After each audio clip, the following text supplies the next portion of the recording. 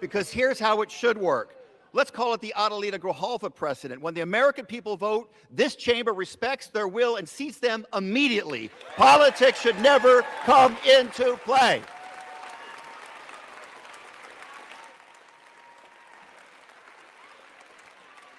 Mr. Speaker, Congresswoman Grijalva is a native Tucsonan, the granddaughter of a bracero who came here from Mexico, the youngest woman ever elected to the Tucson Unified School Board, serving 20 years, then a Pima County supervisor fighting for working families, affordable housing, early child education. She brings that same fight to Congress. The people of Arizona's 7th District placed their trust in her, and today that trust is rewarded. And her first act of Congress will be a powerful one. She will be the 218th and final signature on the discharge petition to force the Trump administration to release the Epstein files, delivering long overdue justice and accountability for hundreds of victims abused by rich and powerful men. She is a smart, principled fighter through and through, Mr. Speaker. It is my honor to welcome and introduce to this chamber Congresswoman Adelina Grijalva.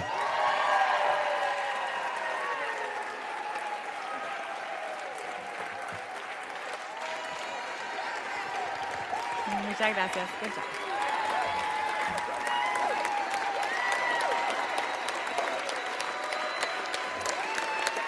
Thank you. Muchas gracias.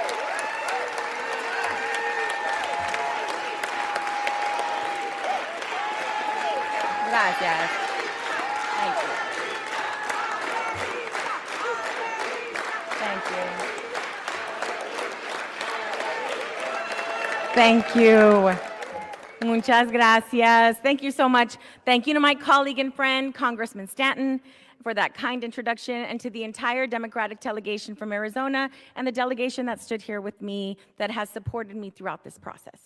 I rise today the proud granddaughter of a bracero, a hardworking Mexican immigrant who came to this country for a better life, and I stand as the proud daughter of a U.S. congressman, a man who spent his entire life fighting for justice, equity, and dignity for the most vulnerable. Yeah.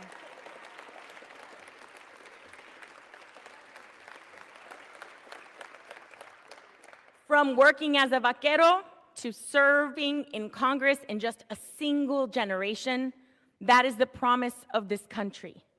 That is the America I want to raise my 3 beautiful children in, Adelina, Raul, and Joaquin. Stand up, baby. Look at them.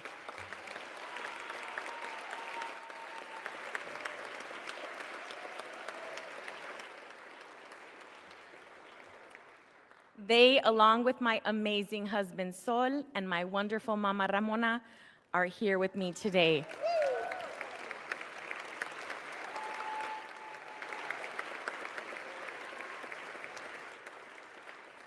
Muchas gracias por su apoyo y tu amor. And thank you to la gente of Southern Arizona for making history, electing me the first Latina, the first Chicana from Arizona to ever go to Congress.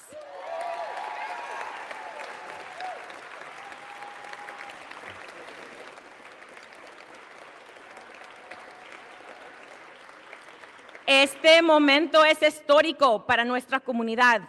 Es un honor ser la primera latina en representar a Arizona en el Congreso y les aseguro que aunque soy la primera, no será la última.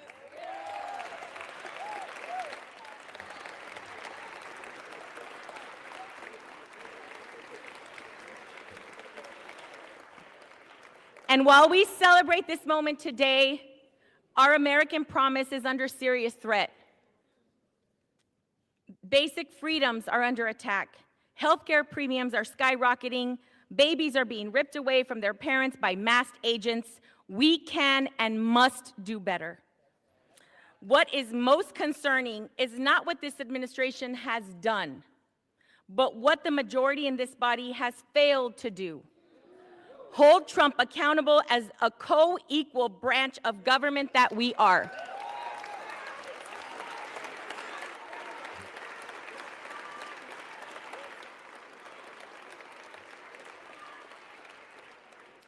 It has been 50 days since the people of Arizona's 7th Congressional District elected me to represent them.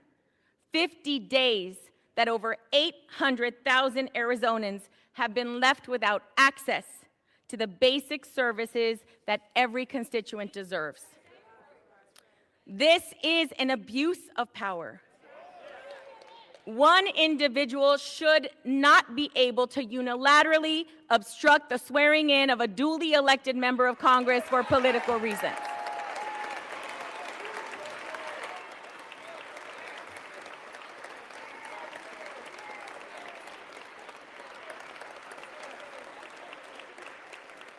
Our democracy only works when everyone has a voice. This includes the millions of people across the country who have experienced violence and exploitation, including Liz Stein and Jessica Michaels, both survivors of Jeffrey Epstein's abuse. They are here in the gallery with us this evening. Thank you for being here.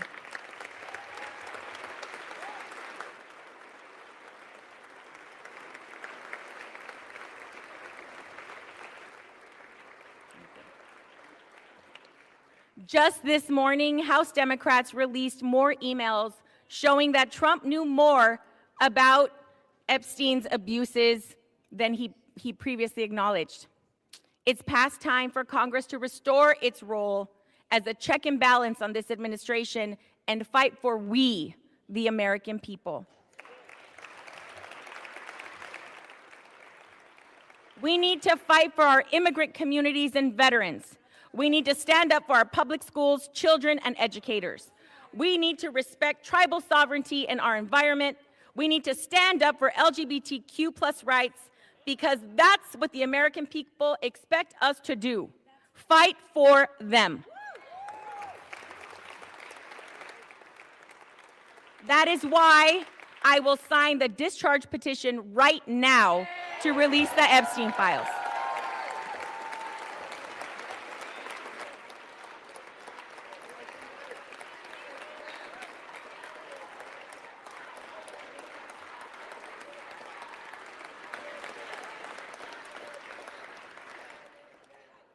Justice cannot wait another day. Adelante, mi gente. Muchas gracias. Thank you very much. I yield back.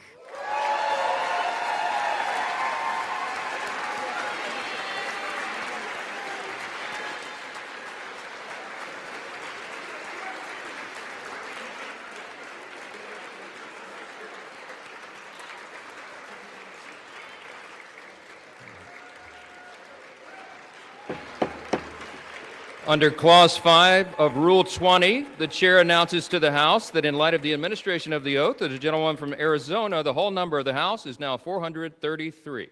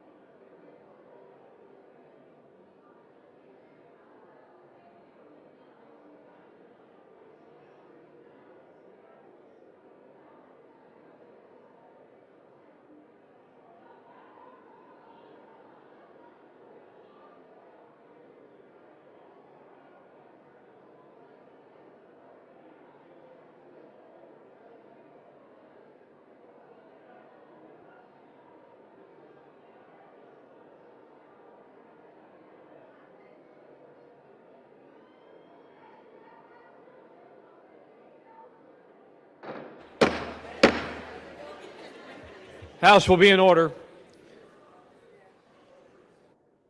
Colleagues, members, please remove your conversations from the floor, clear the aisle, so that proceedings in the House may continue.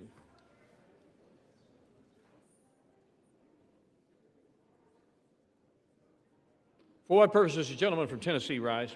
Mr. Speaker, I ask unanimous consent that the Committee on the Judiciary be discharged from further consideration of H.R. 4405 and ask for its immediate consideration in the House.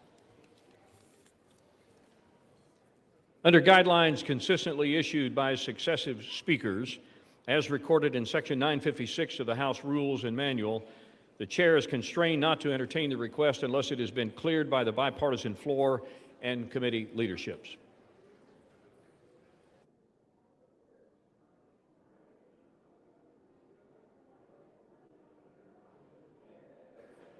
What purpose does the gentleman from Tennessee seek recognition? Parliamentary inquiry, Mr. Speaker. We Republicans are requesting this unanimous consent. Are Democrats objecting to this request? Chair reminds the gentleman from Tennessee that, as indicated by Section 956 of the House Rules and Manual, it is not a proper parliamentary inquiry to ask the Chair to indicate which side of the aisle has failed under the Speaker's guidelines to clear a unanimous consent request, as was stated.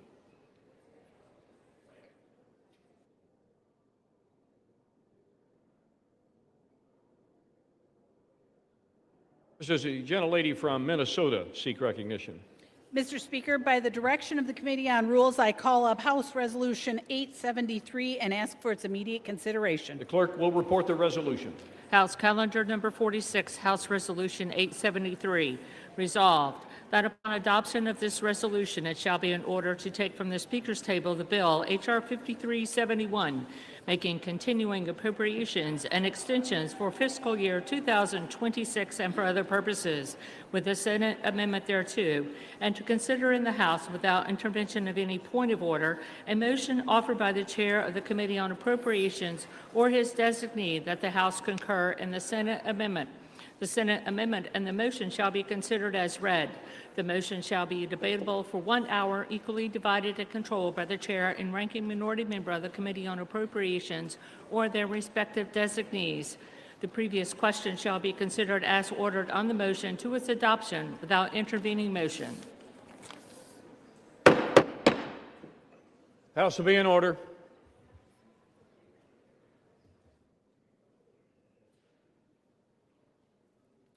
Gentlelady from Minnesota is recognized for 1 hour. Mr. Speaker, for the purpose of debate only, I yield the customary 30 minutes to the ranking member from Massachusetts, Mr. McGovern, pending which I yield myself such time as I may consume. During consideration of this resolution, all time yielded is for the purpose of debate only. Mr. Speaker, I ask unanimous consent that all members have 5 legislative days in which to revise and extend their remarks. Without objection. Mr. Speaker, last night, the Rules Committee met and reported a rule providing for the consideration of the motion to concur in the Senate amendment to H.R. 5371, the Continuing Appropriations, Agriculture, Legislative Branch, Military Construction and Veterans Affairs and Extensions Act of 2026. And I am happy to say that it will end the government shutdown. The rule provides 1 hour of debate on the motion, equally divided and controlled by the Chair and the ranking member of the Committee on Appropriation or their designees. I rise in support of this rule and the underlying legislation. This bill delivers on our commitment to the American people by finally reopening the government. It delivers on the promises that we have made to our veterans, to our farmers, to our taxpayers.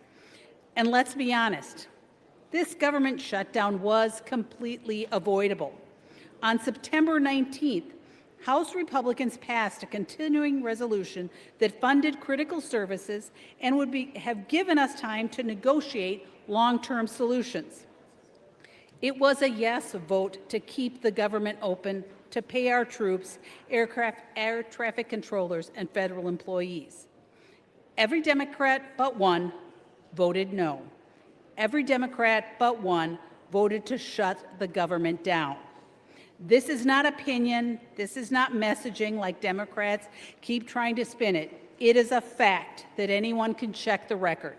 Democrats voted against a nonpartisan, clean CR free of poison pills and would have continued that would have continued Biden-level funding and kept the government open for negotiations. Democrats chose politics over people. They refused to support a common-sense measure, and American families paid the price. This bill restores stability to our national nutritional programs, which were put under unnecessary strain during the shutdown. It will fund WIC and SNAP, ensuring that low-income mothers and their babies have access to healthy and nutritious foods. These programs should not have been used as a bargaining chip during the shutdown. Republicans are stepping up to protect Americans and ensure these programs remain stable and funded. That is what responsible governance looks like. There are 3 appropriations bills included in this CR, put here to jumpstart our appropriations process.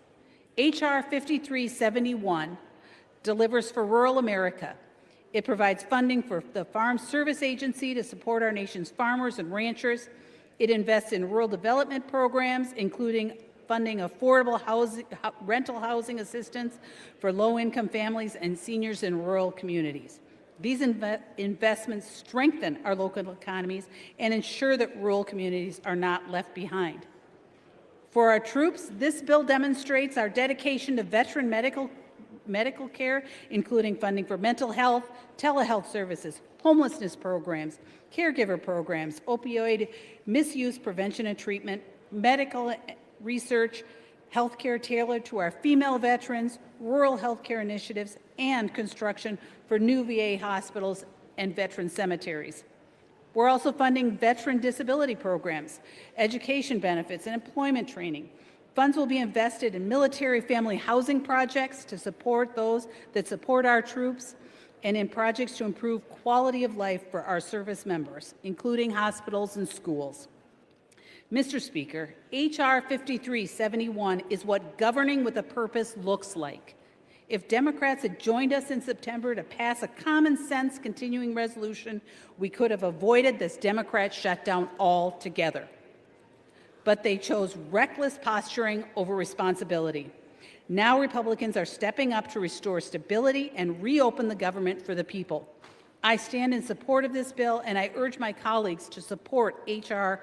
5371 and stay focused on what matters, serving the American people. With that, Mr. Speaker, I reserve. Gentlelady reserves her time. Gentleman from Massachusetts is recognized. Well, thank you, Mr. Speaker, and I want to thank the gentlelady from Minnesota for yielding me the customary time, and I yield myself such time as I may consume. Gentleman is recognized. It's great to see you all, Mr. Speaker. We've been looking for you guys everywhere. Where the hell have you been? Imagine my shock when I found out that you guys went home. 8 weeks of taxpayer-funded paid vacation for Republicans. And why did Republicans do it? They did it because Democrats had the audacity to ask them to try to lower people's health care costs. And while they sat on their couch for 8 weeks, we were working. We listened to people who told us their health insurance premiums are doubling and tripling. We heard from people who don't understand why you guys moved at the speed of light to give tax breaks to billionaires, but you won't lift a damn finger to extend the tax credits that help ensure people's health insurance premiums don't skyrocket. This CR, this dirty CR, which does nothing to solve the healthcare crisis, is one of the most immoral, unethical, evil things that I have ever seen happen in all my time in Congress. But it's just part of a larger pattern of indifference from Republicans that we have seen time after time after time. When the billionaire class needed another tax cut, when they wanted to funnel money to the people who write their campaign checks, boy, did Republicans deliver. They rammed through their awful, big, ugly bill in a nanosecond. What the hell is wrong with them? While regular people are struggling to pay bills, Donald Trump's net worth has gone up by $3 billion since he became president. People's health insurance premiums are doubling and tripling, but Republicans say there is no affordability crisis, even as their tariffs are costing people an extra $1,200 per year. Regular people can't afford the rent, and Republicans are letting Trump gild his bathroom and build a ballroom to host the rich and powerful elites who own the GOP. These guys are bailing out Argentina. Argentina! They're giving $40 billion to an entirely different country rather than helping the 42 million Americans who can't afford to put food on the table. And here's the clincher, Mr. Speaker. Buried in this CR is a corrupt kickback for 8 Republican senators, $1 million payday funded by taxpayers, taken straight from the Treasury and deposited directly into their pockets. What the hell is wrong with this place? They promised to put America first. The only thing you guys put first is yourselves. Yourselves and the rich and powerful people who pull your strings behind the scenes. These people don't care. They don't have to call the insurance company because their claim was denied. They don't buy their own groceries. If you have a private jet, an offshore bank account, and an invite to Mar-a-Lago, go ahead and support your Republican representative. But if you're a regular person who feels like you're getting screwed over, if you are fed up with the status quo here in Washington that only works for those at the top, this majority is not fighting for you, but we are. Democrats are on your side, and we will fight with you every step of the way against the corruption, the lies, and the BS coming out of this administration. And we won't back this so-called deal. It's not a real solution, and it is certainly not a clean CR. This CR leaves families twisting in the wind with zero guarantee there will ever be a vote to extend tax credits to help everyday people pay for their health care. I urge my colleagues to vote no on this rule and no on the underlying legislation, and I reserve my time. Gentleman's time is reserved. Gentlelady from Minnesota. Thank you, Mr. Speaker. And there is so much to unpack and to object to in the ranking member's opening statement, but I just want to comment on one of the issues. And I find the statement that Republicans were on vacation laughable. The idea that Republicans were on vacation during the shutdown, it's just simply false. It's false. Many of us were in Washington, or we were in our districts meeting with constituents, advancing local priorities, and staying fully engaged with our constituents in our work. Our dedication to serving the American people didn't pause during the shutdown. Whether in D.C. or back at home, which for the record, I was in both places, and many of my Republican colleagues were too, we were doing the work we were elected to do. And the real story here is not about the absence, it is about the commitment. And for Republicans, we never wavered. If the Democrats cared so much about working, they would not have shut the government down. And with that, I would like to yield 4 minutes to the gentlewoman from North Carolina, the esteemed chairwoman of the House on Rules. Gentlelady from North Carolina, Ms. Fox, is recognized for 4 minutes. Thank you, Mr. Speaker, and I thank the gentlewoman for yielding. Mr. Speaker, psychologists have a word for the things the Democrats accuse us of: projection. Mr. Speaker, I sure hope you did not watch all 7 hours of the Democrat group therapy session last night in the Rules Committee. But if you did, you saw what a clown show it was. It was a crisp 40 degrees outside when we adjourned at around 1:30 a.m. this morning, but with the amount of hot air being spewed by Democrats in the committee room for 7 straight hours, you would have thought we were in the dead of summer. Mr. Speaker, at this point, I don't think Democrats really agree on anything. Last night and into the early hours of this morning, they showed everyone that they couldn't even agree on what they're angry about.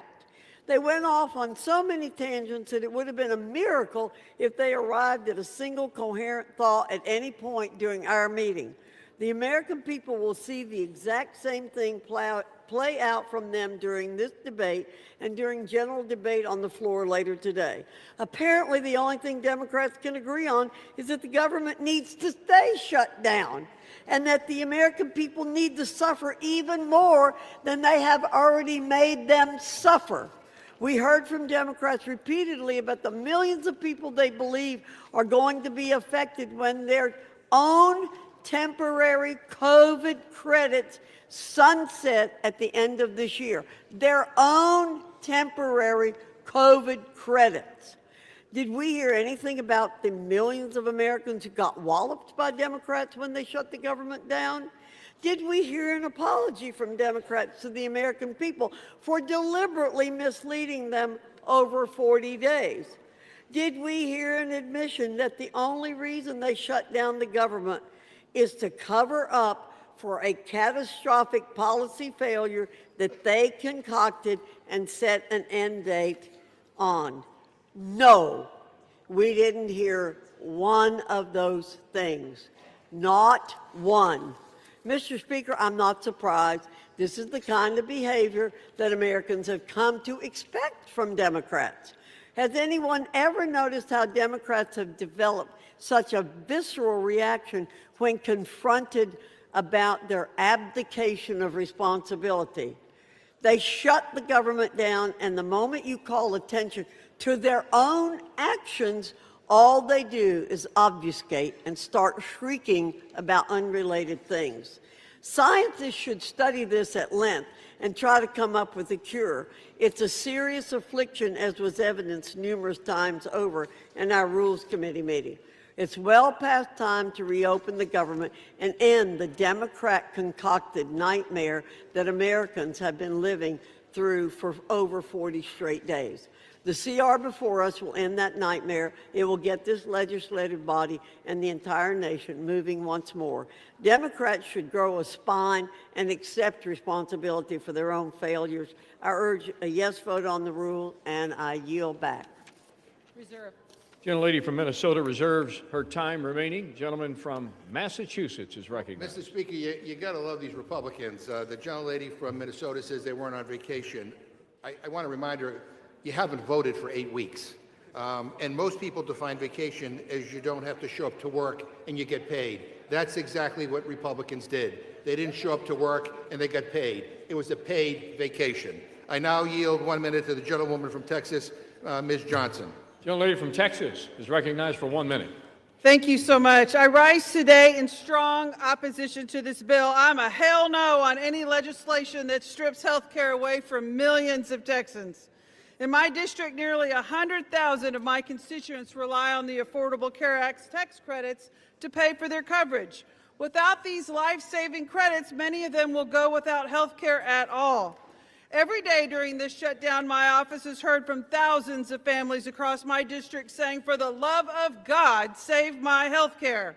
And tucked away in this bill is a brazen payoff, millions of taxpayer dollars funneled to the benefit of a handful of senators, while families are struggling to afford groceries and health care. We are being asked to sign off on a deal that lines the pockets of the very people who wrote it. That is an insult to every hardworking taxpayer who expects honesty from their government. The contrast could not be clearer. Republicans are operating in the currency of cruelty and corruption, while Democrats are fighting with courage and compassion. The American people deserve better, and I will never stop fighting to protect the basic necessities every family needs to survive. I yield back. Gentlelady from Minnesota. Mr. Speaker, I yield 2 minutes to the gentleman from Georgia. Gentleman from Georgia is recognized for 2 minutes. Thank you, Mr. Speaker. And, you know, the American farmer needs this bill to pass. The American soldier needs this bill to pass. Our air traffic controllers need this bill to pass. The men and women who protect us here in this Capitol and all federal law enforcement need this bill to pass. I'm one of those who represents a lot of federal employees, and they've been without a check for a long time, Mr. Speaker. This is very simple, very simple. It's way past time to open the government up. There are going to be a lot of excuses about coulda, shoulda, woulda, and you need to take this provision or that provision out, or they're going to vote to keep the government shut down. Well, let me tell you something. The vote today, it is straight up or straight down. You vote to open the government up today, or you vote to keep it closed. That's all there is to it. Now, as for the provision that's been mentioned a few times about the Senate language, I have introduced a piece of legislation already to repeal the Senate language, and I'm hopeful that we'll have a vote on that as soon as we get back. Mr. Speaker, I yield the remainder of my time. Reserve. Gentlelady from Minnesota continues to reserve her time. Gentleman from Massachusetts. Mr. Speaker, you don't love these guys. I mean, they're all introducing legislation to repeal provisions in a bill that they're going to vote yes on. I mean, you figure that out. Mr. Speaker, the previous question is the House Democrats' last attempt to make a change to this rule before it gets voted on. And I want to use this opportunity to talk about a last-minute provision that was slipped into the CR in the Senate. It's an outrageous giveaway to pad the pockets of 8 Republican senators. And it's one of the most corrupt things I've seen in my life. So if the House defeats the previous question, I will offer an amendment to the rule to consider as adopted an amendment to the continuing resolution offered by Representative Subramanian which would strike the corrupt giveaway out of the text of this bill so it does not make it into law. Mr. Speaker, this is a massive payday for Republicans.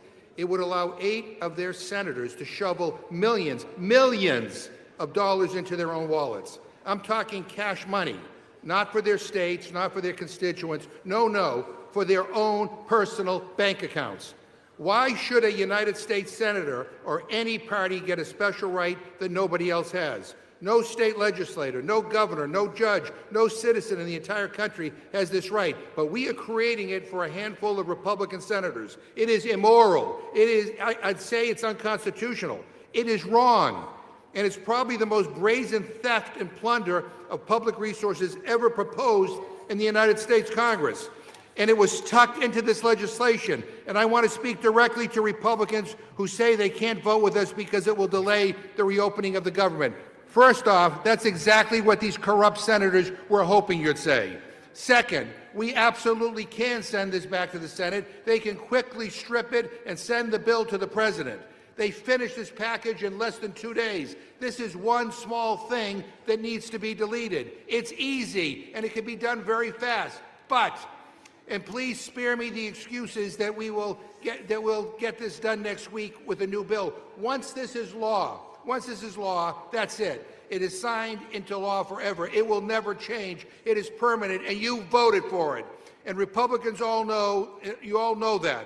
So don't say you're going to pass some new bill next week to address this. That's just an excuse to do nothing that will fix it. Republicans moved at the speed of light to give tax breaks to billionaires, and the least they can do is give the same urgency to stop this shamelessly corrupt fleecing of the American people. Now, I get it.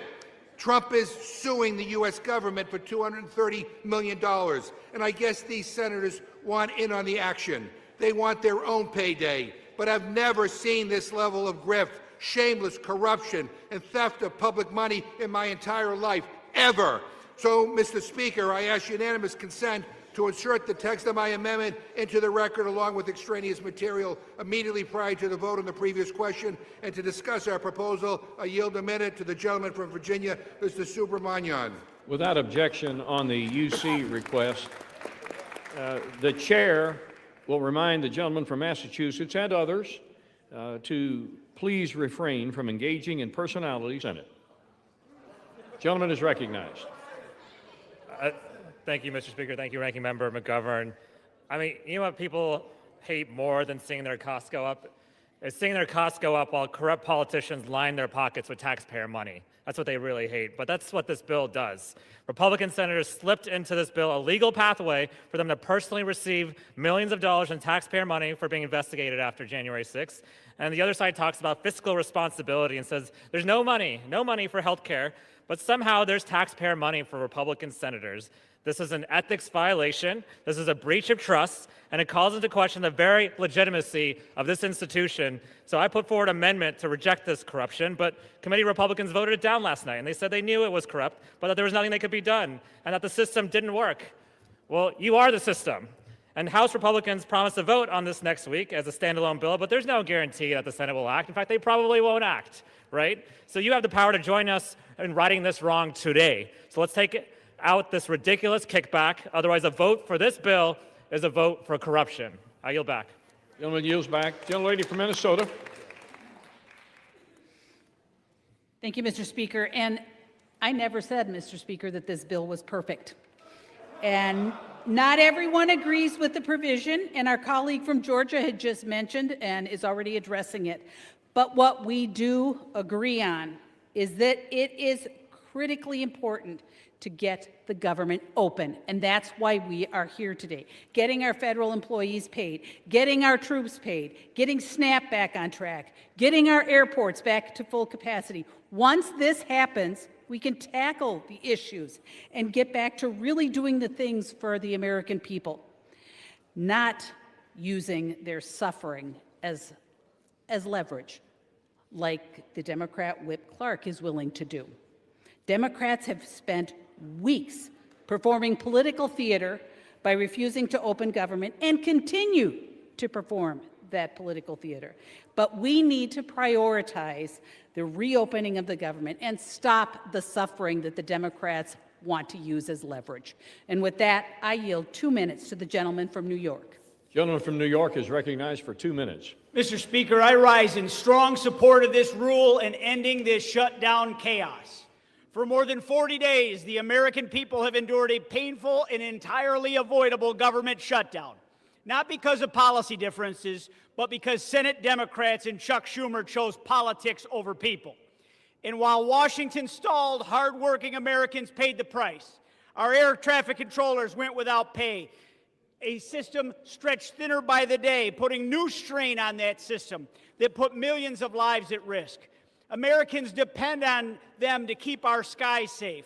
In families who rely on SNAP and WIC, parents just trying to feed their kids were left wondering how they'd make it through another week. And at the same time, our border agents and our Coast Guard members, they continued to serve this country as their own families went without pay. And through it all, while everyday Americans carried the weight of the shutdown, Senate Democrats had chance after chance to end it. But instead, they chose to prolong the pain. That is not leadership, that's hypocrisy. It was never about budgets or priorities. It was about power. It's not about turning government on. For them, it's about turning government into performance, where the people paying the highest price are the ones furthest from Washington. For more than 40 days, families were used as political pawns and props, while those responsible stood in front of cameras, pretending to solve the crisis that they created. I actually saw a member from my home state stand at a food bank, decry the fact that nutritional assistance was in question, then swear up and down that they would vote against ending this shutdown. That is the epitome of hypocrisy, and the American people deserve better than that. House Republicans did our job. We passed a clean continuing resolution weeks ago, the same kind of straightforward measure that should have been agreed to immediately to keep this government open. But Senate Democrats blocked that 14 times, prolonging this shutdown just to score points to their woke, angry mob. This measure before us today is the same bipartisan framework they could have passed 40 days ago. The only thing that has changed is the political calendar. So, Mr. Speaker, I urge my colleagues to support the rule, stand with the American people, the families of veterans and public servants who have carried the burden of this shutdown, and let's reopen our government, and let's get this country moving again. And I yield back, Mr. Speaker. Gentleman from Massachusetts. Mr. Speaker, I ask unanimous consent to insert into the record an article from ABC News entitled, "Inflation Climbs to the Highest Level Since January, Beef Prices Soar."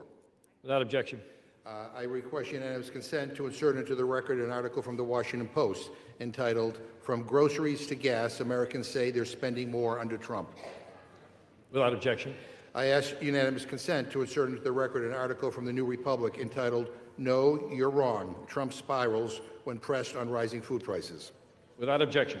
I ask unanimous consent to insert into the record an article from the New Republic entitled, "Trump Admits He Doesn't Care About Affordability as Economy Plunges." Without objection. I ask unanimous consent to insert into the record an article from MSNBC entitled, "Not a Big Issue. Republicans Shrug as Consumers Confront Healthcare Sticker Shock." Without objection. I ask unanimous consent to insert into the record an opinion article published in MSNBC entitled, "Trump's Argentina Bailout Once Again Puts America Last." Without objection. I ask unanimous consent to insert into the record an article from PBS entitled, "Trump Administration Working on Doubling Argentina Financing to $40 billion." Without objection.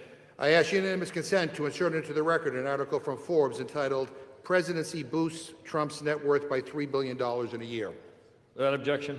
I ask unanimous consent to insert into the record an article from People.com entitled Donald Trump Hosts Great Gatsby-Themed Halloween Party as 42 million Americans brace for SNAP benefits to expire.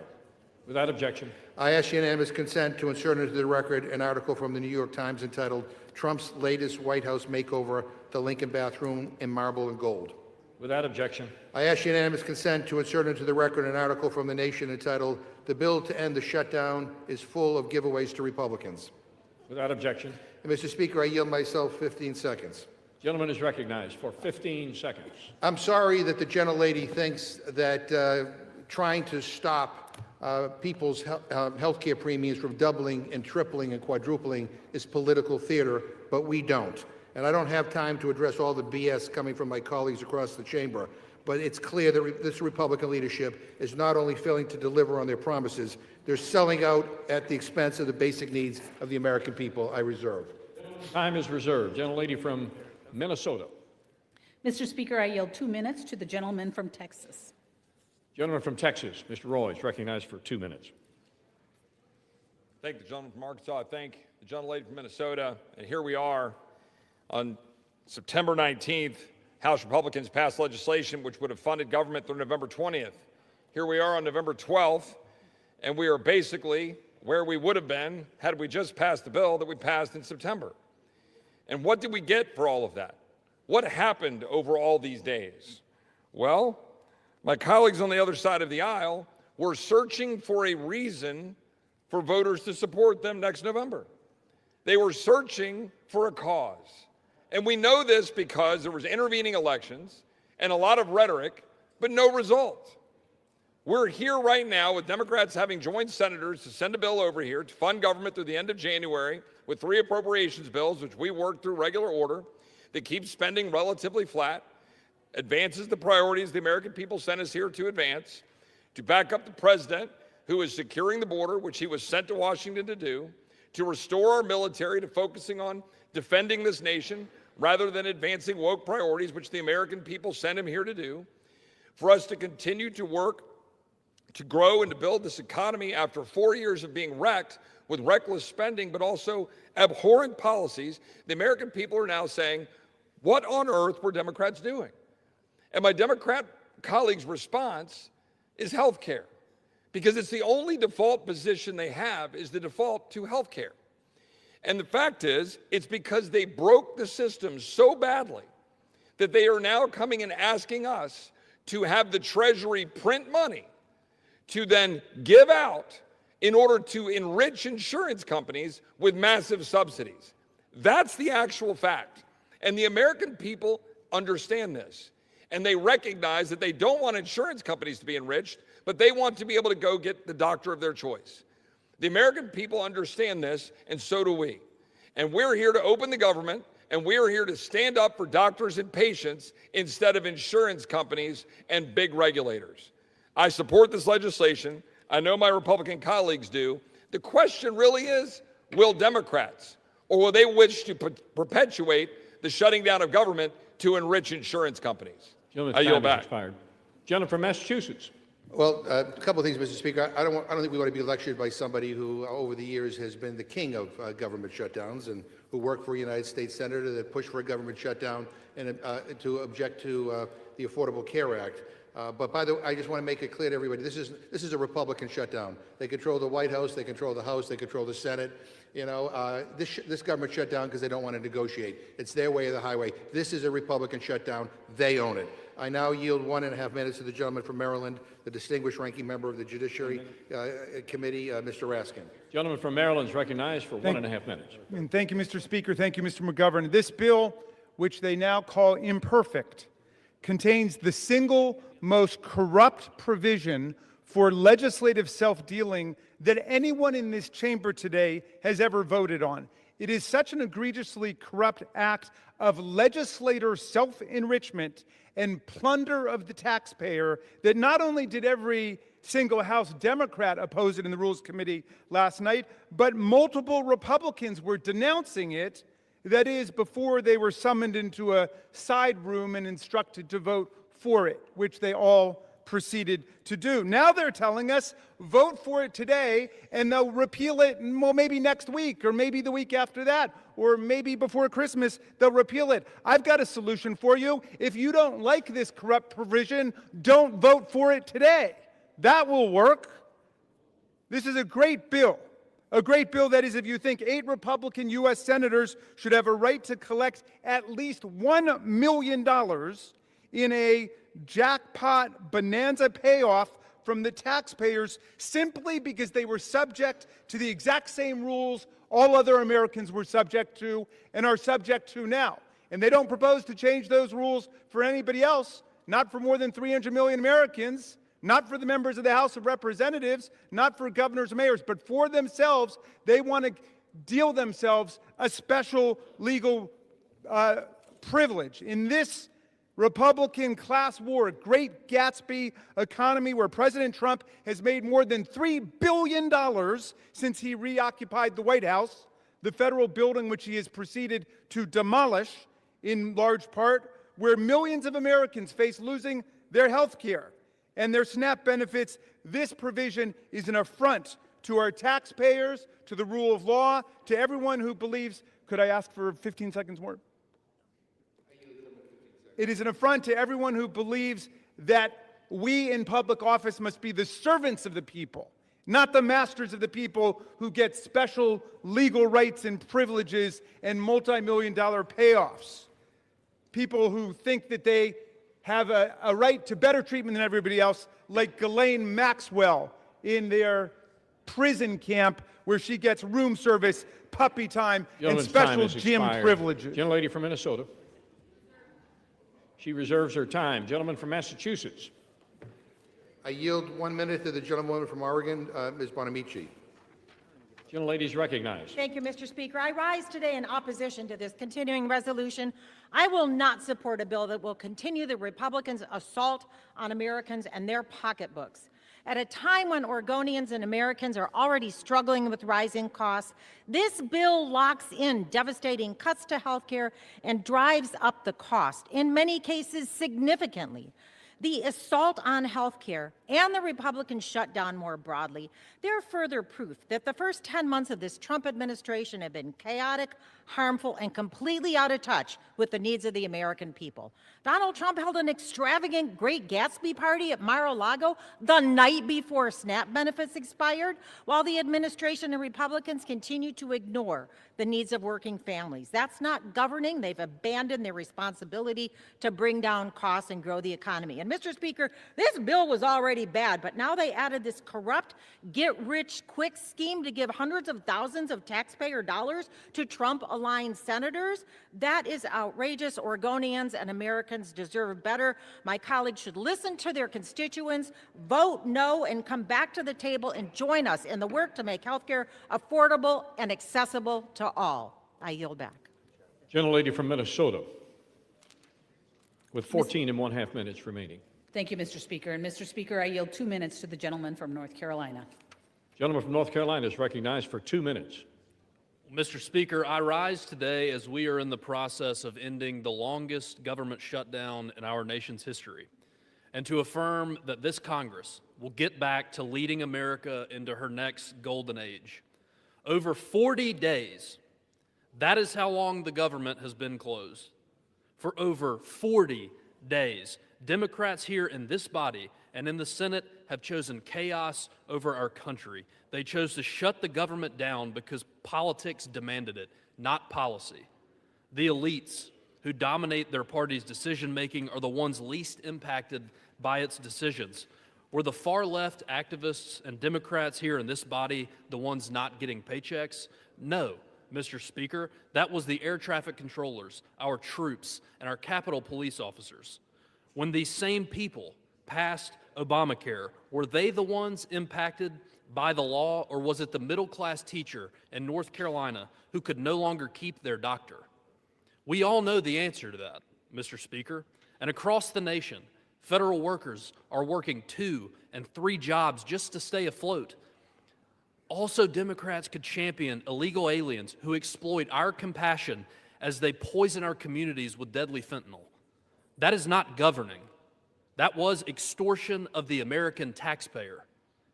But that ends today.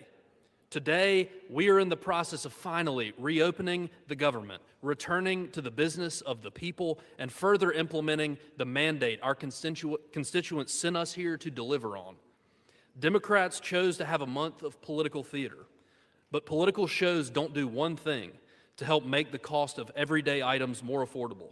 It is time to govern and to focus on making America more affordable for the middle class. Mr. Speaker, I urge a yes vote on this rule, and with that, I'll yield back. Gentleman from Massachusetts. Mr. Speaker, we're getting lectured on governance by a guy who is just coming off an 8-week paid vacation. Give me a break. At this time, I'd like to yield 1.5 minutes to the gentlewoman from New Jersey, the next governor of New Jersey, Ms. Sherrill.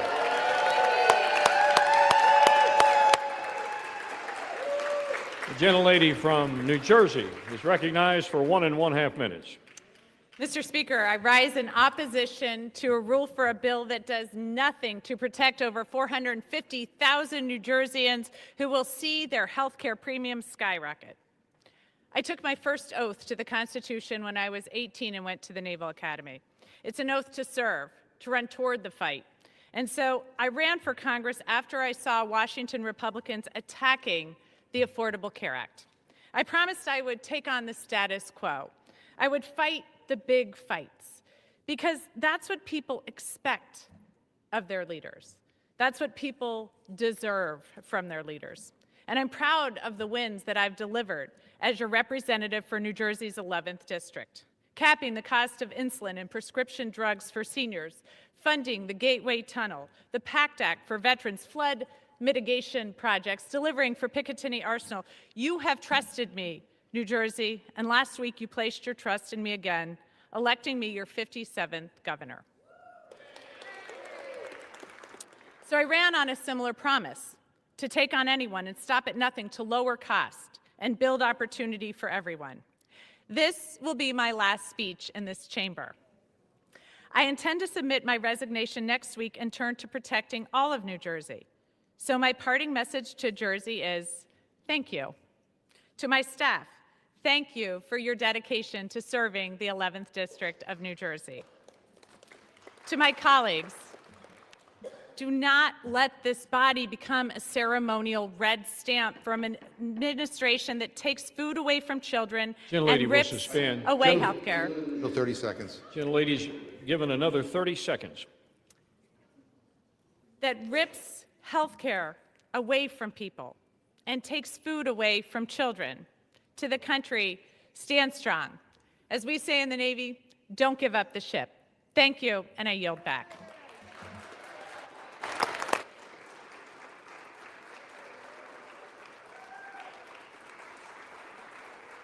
Gentlelady from Minnesota reserves. Yes. Gentleman from Massachusetts. Mr. Speaker, I yield 1 minute to the gentleman from Rhode Island, Mr. Magazzino. Gentleman from Rhode Island is recognized for 1 minute. Mr. Speaker, House Republicans are back from their 54-day taxpayer-funded vacation. But don't get me wrong, they do know how to work hard. When billionaires wanted tax breaks, they moved mountains to make it happen. When Argentina needed a $40 billion bailout to help Trump's buddy, they moved quickly to make it happen at the White House. But when working people need help, when millions of Americans are seeing their health insurance costs double and triple, and Americans all across this country are feeling like they're going to have to go without health insurance for the first time in their lives because they can't afford it anymore and have to make that terrible decision about which of their family members they're going to cut off of their insurance, House Republicans are nowhere to be found. When Donald Trump's stupid tariffs are raising the price of groceries, the cost of coffee is up 40% over the last year, House Republicans are silent. When working people need help, they are absent. Shameful.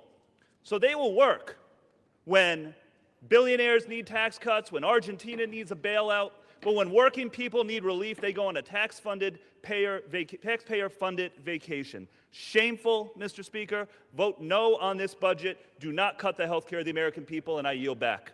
Gentlelady from Minnesota. Thank you, Mr. Speaker, and I yield 1 minute to the gentleman from New York. Gentleman from New York is recognized for 1 minute. The reason we know this is a Democratic shutdown is because of how angry they are that we're about to reopen the government, period. That's all you need to know. In 2023, Jerry Nadler said shutdown is really an extremist policy designed to appeal to an extremist base and hold the whole country hostage. That is exactly what the Democrats have done over the last 43 days. They have held the American people hostage, trying to extract insane things like free health care for illegal immigrants. If they were serious about tackling the health care affordability crisis in this country, then they would address the fundamental problem with Obamacare. Since Obamacare took effect, health care premiums have risen by 96%, and on the open market by 114%. When I asked Leader Jeffries to sign on to the 1-year extension of the premium tax credit, he refused. He stuttered, he stammered, he couldn't answer a single question. Because this shutdown was never about health care, it was always about appeasing a far-left radical base. Chuck Schumer said, every day gets better for us. Catherine Clark said, of course people will suffer. We want to use this as leverage. It is an embarrassment to this country. You should all be ashamed of yourselves for inflicting this pain on the American people, taking away food stamps from 42 million Americans, defunding WIC, not paying our troops, our federal employees, our air traffic controllers. It's a disgrace, and you should all hang your heads in shame. Vote yes to pass the bill and reopen the government. All right. Let me remind my colleagues. Yeah. I fully recognize that there's a lot of pent-up anxiety and emotions have been elevated somewhat, but please, in the interest of the decorum of this House, to direct your comments to the chair and do not engage in personalities toward the Senate, toward the President, and others. Gentleman from Massachusetts with 14½ minutes remaining. Yeah. Well, Mr. Speaker, let me just say the gentleman from New York sounds as extreme as his voting record. And I'd like to say to the gentleman who just spoke, by supporting this bill, he's betraying 7,000 constituents in his district who rely on the ACA to afford their health care. Boy, I'm glad he's not my representative. At this time, I'd like to yield 1 minute to the gentleman from New York, Mr. Kennedy. Gentleman from New York is recognized for 1 minute. Mr. Speaker, as the representative of Western New York, where so many people in my community, like others across the country, are already struggling to afford health care, I urge my colleagues to reject this disgraceful bill. As an occupational therapist, I know exactly who these cuts will hurt. I've heard from so many who are desperate for a lifeline, like Iris, a mom in Buffalo who's worried about how she'll keep her kids' health insurance, or Andy, a nursing home resident in Tonawanda who relies on Medicaid to get the services he needs, or the kids at Bourne Hava, a special needs school where I provided therapy, who depend on early intervention services. Donald Trump and congressional Republicans began their assault on the people of our country in the big ugly bill. This bill further devastates health care and leaves millions of Americans to pray they don't get sick. Shame on anyone who goes along with it. This country deserves better. I'll be voting no, and I urge all of my colleagues to do the same. I yield back. Gentlelady from Minnesota. Reserve. Reserves. Gentleman from Massachusetts. Mr. Speaker, some big news and breaking news in the last hour. I'm proud to say that our newest colleague, Representative Adelita Grijalva, just became the 218th signature on the Massey-Kanna discharge petition to compel the release of the Epstein files. And to all my Republican colleagues who refuse to sign on, time is up. You need to figure out where you stand on this because you're about to go on record. Is your loyalty to Trump more important than going after pedophiles? Because make no mistake, these files will come out. It is no longer a question of if, only when, and whether the White House chooses to stand with the survivors or throw them under the bus. And at this time, Mr. Speaker, I'd like to yield 1 minute to the gentlewoman from Oregon, Ms. Dexter. Gentlelady from Oregon is recognized for 1 minute. Thank you, Mr. Speaker. I rise today in strong opposition to this rule and the underlying bill. As a physician who spent 20 years saving lives, I did not come to Congress to let health care be decimated by Congress. I came to fight for my constituents who deserve to be able to see a doctor they trust, afford their medication, and keep their families healthy. If House Republicans let the ACA tax credits expire, they are complicit in forcing Oregonians to make impossible choices, like whether to keep their insurance or put food on the table. As a physician, I know what comes next. People go without. They go uninsured, they delay care, and they skip refills. They get sicker, and sometimes they end up in medical debt that is devastating. The cost of living is already too damn high. Republicans are committed to cutting your care. They patently rejected amendments to protect Americans, ignoring millions of American families who are desperate for relief. I will be an absolute no on the rule and the underlying bill, and I refuse to give up on ensuring affordable health care for all. Thank you, Mr. Speaker. I yield back. Gentlelady from Minnesota. Mr. Speaker, I just wanted to say just really quickly, the ranking member mentioned the discharge petition, and that he's very proud that it has 218 signatures, but not that long ago, today, we had a UC that would have moved that along, would have moved that resolution along over to the Senate, and I believe the Democrats objected to it. So it seems more like a political stunt than it does that they actually wanted to have that resolution moved along, because if they had not objected, it would have gone on its way and they would have accomplished what they wanted to do. So I don't see their real desire to have the resolution passed. I see it more of, like I said, a political stunt. And it certainly is actually a moot point, given that oversight is already releasing many of those files. As a matter of fact, I believe they've done tens of thousands of them, but I believe this morning they did another 20,000 files. So they are being released, and this all seems for naught. But with that, Mr. Speaker, I would like to yield 1 minute to the gentleman from California. Gentleman from California is recognized for 1 minute. Mr. Speaker, Jimmy Fallon offered Democrats this pro tip. If you're going to call it the Republican shutdown, you're not supposed to get mad that it's ending.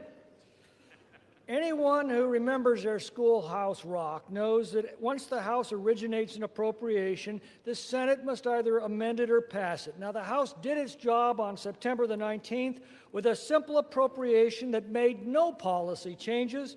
It merely kept the government operating at current levels while we finished debating priorities.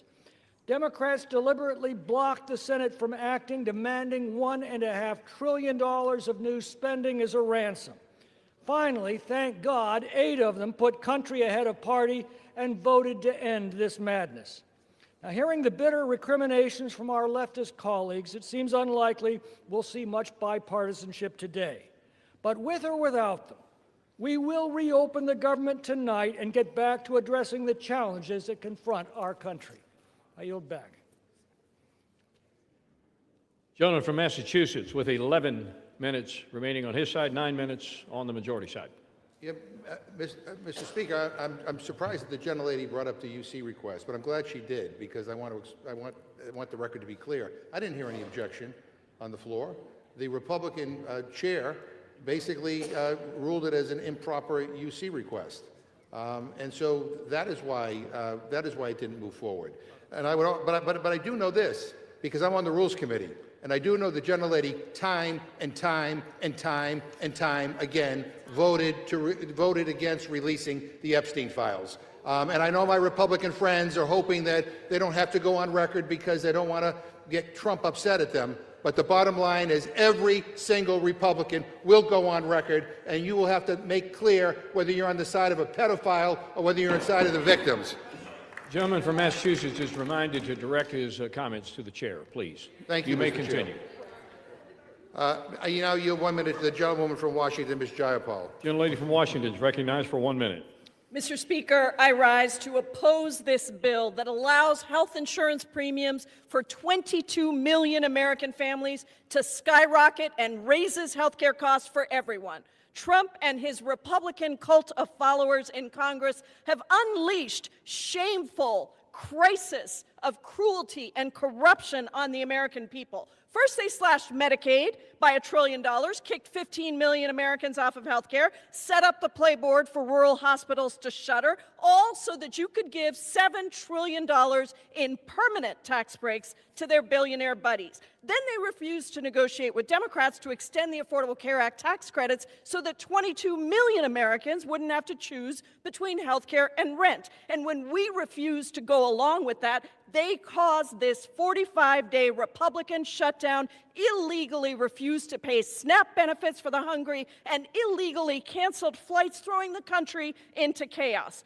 Trump and Republicans want to make you poorer and sicker. While Trump builds his gilded ballrooms, protects pedophiles, pardons those who buy his meme coins, and lets Americans starve. Shame on you. I'm a hell no on this bill.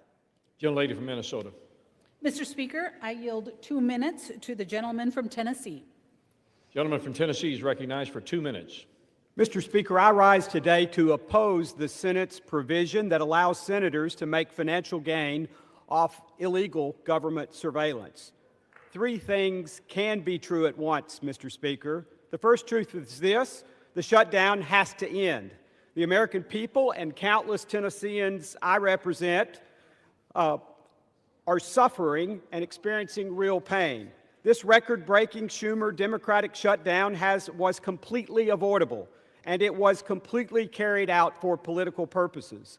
The second truth is that the last administration, led by Joe Biden and his auto pen, unfairly surveilled conservatives and conservative members of Congress.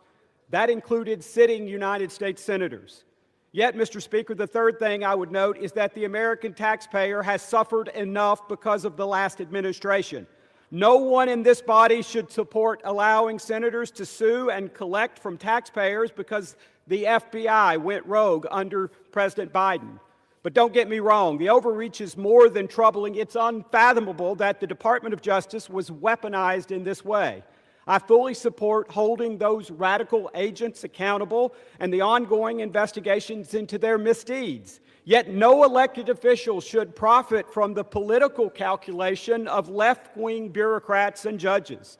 Mr. Speaker, the folks I represent are still reeling from historic Bidenflation, the effects of the border crisis, and the regulatory agenda of the last administration. It is shameful to ask them to shoulder the burden of paying U.S. senators $500,000 or more for those misdeeds. With that, I yield back, Mr. Speaker. Gentleman from Massachusetts. Mr. Speaker, I yield 1 minute to the gentleman from Texas, Mr. Green. Gentleman from Texas is recognized for 1 minute. And still I rise, Mr. Speaker. I rise to call to my colleagues' attention that they are no longer claiming that this is a clean CR. The truth is that it is a dirty, filthy, stealthy CR that has been contaminated with millions of dollars for people who have not earned it, but rather who want to take it from the taxpayers of this country because they have concluded somehow that they have been harmed when no harm has been proven or brought to our attention. I believe that health care for all is important because we in the Congress have the best health care in the world. Yet people with the best health care in the world do not see fit for persons who need it, who are among the least, the last, and the lost, to acquire health care, something that they have. Health care is becoming wealth care for too many people in this country. We need to extend the subsidies. We need to make sure that everybody who can get to a doctor gets care. This is not a poor country. I refuse to take a poison pill and have you tell me that I'll regurgitate it next week. The poison pill. Gentleman's time has has killed the CR. expired. Gentlelady from Minnesota reserves. Gentleman from Massachusetts.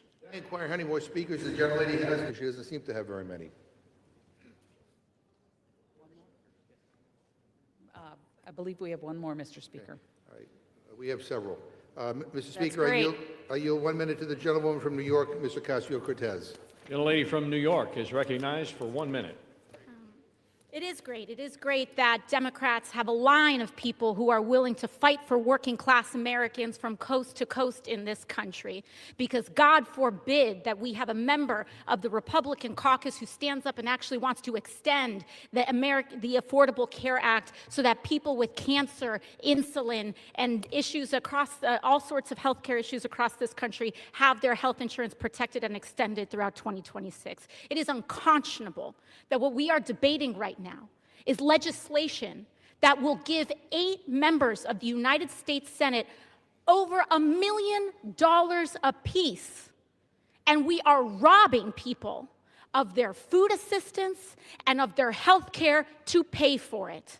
How is this even on the floor? How can we, as members of Congress, Republican or Democrat, vote to enrich ourselves by stealing from the American people? That is what this legislation does. In fact, Senator Graham just went before the press earlier today saying he was going to seek well over $1 million from the American people from this. We cannot support it, and we cannot stand for it. Thank you.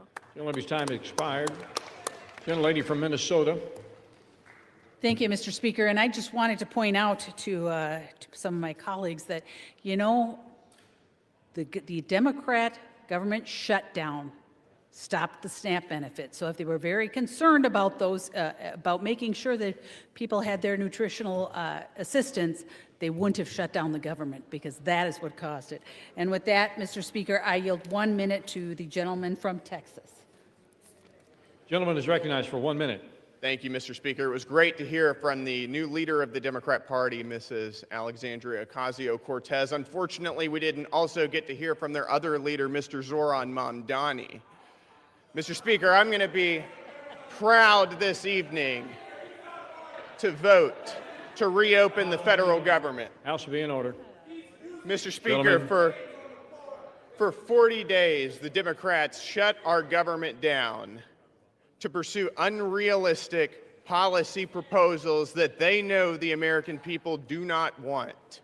Mr. Speaker, the American people do not want health care for illegal aliens. They do not want our tax dollars funding left-wing media outlets, and they do not want to drive up our debt $1.5 trillion as part of a short-term continuing resolution. Mr. Speaker, the last 40 days have been nothing but pure political nihilism, and I'm glad that this nightmare is over so that we can get back to work on behalf of the American people. Thank you, Mr. Speaker. I yield back. Gentleman from Massachusetts. Gentleman from Massachusetts. I reserve. Gentleman reserves his time. Gentlelady from Minnesota. Reserve. Reserves. Who seeks time? Well, Mr. Speaker, let me first of all just say to the gentlelady, this is Republican shutdown. It didn't need to happen. All you need to do is extend the ACA tax credit so that people wouldn't get screwed on their health insurance bills. But I also point out to her that the President of the United States illegally withheld SNAP benefits. And 2 federal judges, basically 2 court orders, backed us up on that. And he's the first president ever in history to actually shut off food benefits to people during a shutdown. Shame on him. I now yield 1 minute to the gentleman from California, Mr. Khanna. Gentleman from California is recognized for 1 minute. Thank you, Mr. Speaker. Mr. Speaker, our country is at a moral crossroads. Just today, it comes out that billionaires are worth $8 trillion, more than 50% of Americans combined. And what does the president do? He decides he doesn't have the money for the American people. He's going to starve the American people to give $40 billion to the corrupt libertarian leader in Argentina. $9 billion would have fed the American people. How is that America first? And then he says, I don't care about the cab driver who's paying $2,600 now per month in health insurance as opposed to $44, because I don't want to save the 20 million Americans who are going to face high premium increases. How is that America first? We need national health insurance in this country. We need to tax billionaires in this country. We need to fund SNAP in this country, and we need to stop funding Argentina and corrupt foreign leaders. Gentlelady from Minnesota. Thank you, Mr. Speaker. And I just wanted to address for just a second the health care issue that the Democrats continue to bring up and act like this had anything to do with everyone in the country's premiums, because we are talking about the COVID era Affordable Care Act's COVID era subsidies. So this is not what is affecting other people's premiums, other than those folks that qualify for those COVID era premium subsidies. That's it. They continue to make it sound like this is responsible for every kind of increase that people are seeing. And so the Affordable Care Act's original subsidies will remain in place. So that's the original subsidies, ensuring that millions still qualify for the income-based tax credits and capping out-of-pocket costs relative to income. It's the COVID era. I can't say that enough. It is the COVID era subsidies that are in question here. Premium increases are actually driven by multiple factors, including medical inflation, provider consolidation, and rising drug costs. But to actually reduce premiums, that's what we must address. And we must have comprehensive discussions about that, not just political theater and sound bites. We have to actually sit down and have those discussions, and that's what getting the government back open will do. I reserve. Gentlelady reserves her time. Gentleman from Massachusetts. Mr. Speaker, the ACA polls at 65%. Donald Trump is at 37%. I now yield 1 minute to the gentlewoman from Massachusetts, Ms. Presley. Gentlelady from Massachusetts is recognized for 1 minute. Mr. Speaker, I rise today on behalf of every elder who can't afford their prescription, every parent who went to work hungry so their child could eat. In the United States of America, there is no lack of resource, only a deficit of empathy, political will, and courage. At its best, government is a backstop, a compassionate steward of the public good. At its best, government catches people when they stumble in a moment of hardship. At its best, government does right by the people, all the people. Struggle does not discriminate, Mr. Speaker. Hardship is not a character flaw and has zero to do with work ethic. Every single person is one diagnosis, one layoff away from hardship. Life can change at an instant. What we are bearing witness to is not only a lack of political courage, but it is a fundamental betrayal of the people. Incompetence and indifference to the suffering of our constituents and our neighbors. The shame and the sham of it all. Any member of Congress who would vote to deny a child a meal or medication, it is child abuse and neglect. I ought to file a 51A on you for that. Every person in this chamber, every person in our country has lost a loved one to cancer, and yet you would vote to deny people life-saving cancer treatment and research. Republicans control the House, the Senate, and the White House, and with the majority, you have chosen to enact harm to make people hungrier, poorer, sicker, and less safe. The shame and the shame of it all. You, the people, deserve better. We, the people, deserve better, and I won't stop fighting until you get it. Gentlelady from Minnesota. Prepared to close. Gentlelady is prepared to close. She has 4 minutes remaining. Gentleman from Massachusetts. Yeah, I'm not. So I'd like to yield 1 minute to the gentleman from Wisconsin, Mr. Pocan. Gentleman from Wisconsin is recognized for 1 minute. Thank you, Mr. Speaker. Yes, the federal government will officially reopen with the House vote today. But here's what won't happen. We won't protect the 22 million people paying more for the Affordable Care Act, or the 15 million people losing their health care outright due to Republican actions in the big ugly law, nor will we stop the health care rate increases for everyone in this country.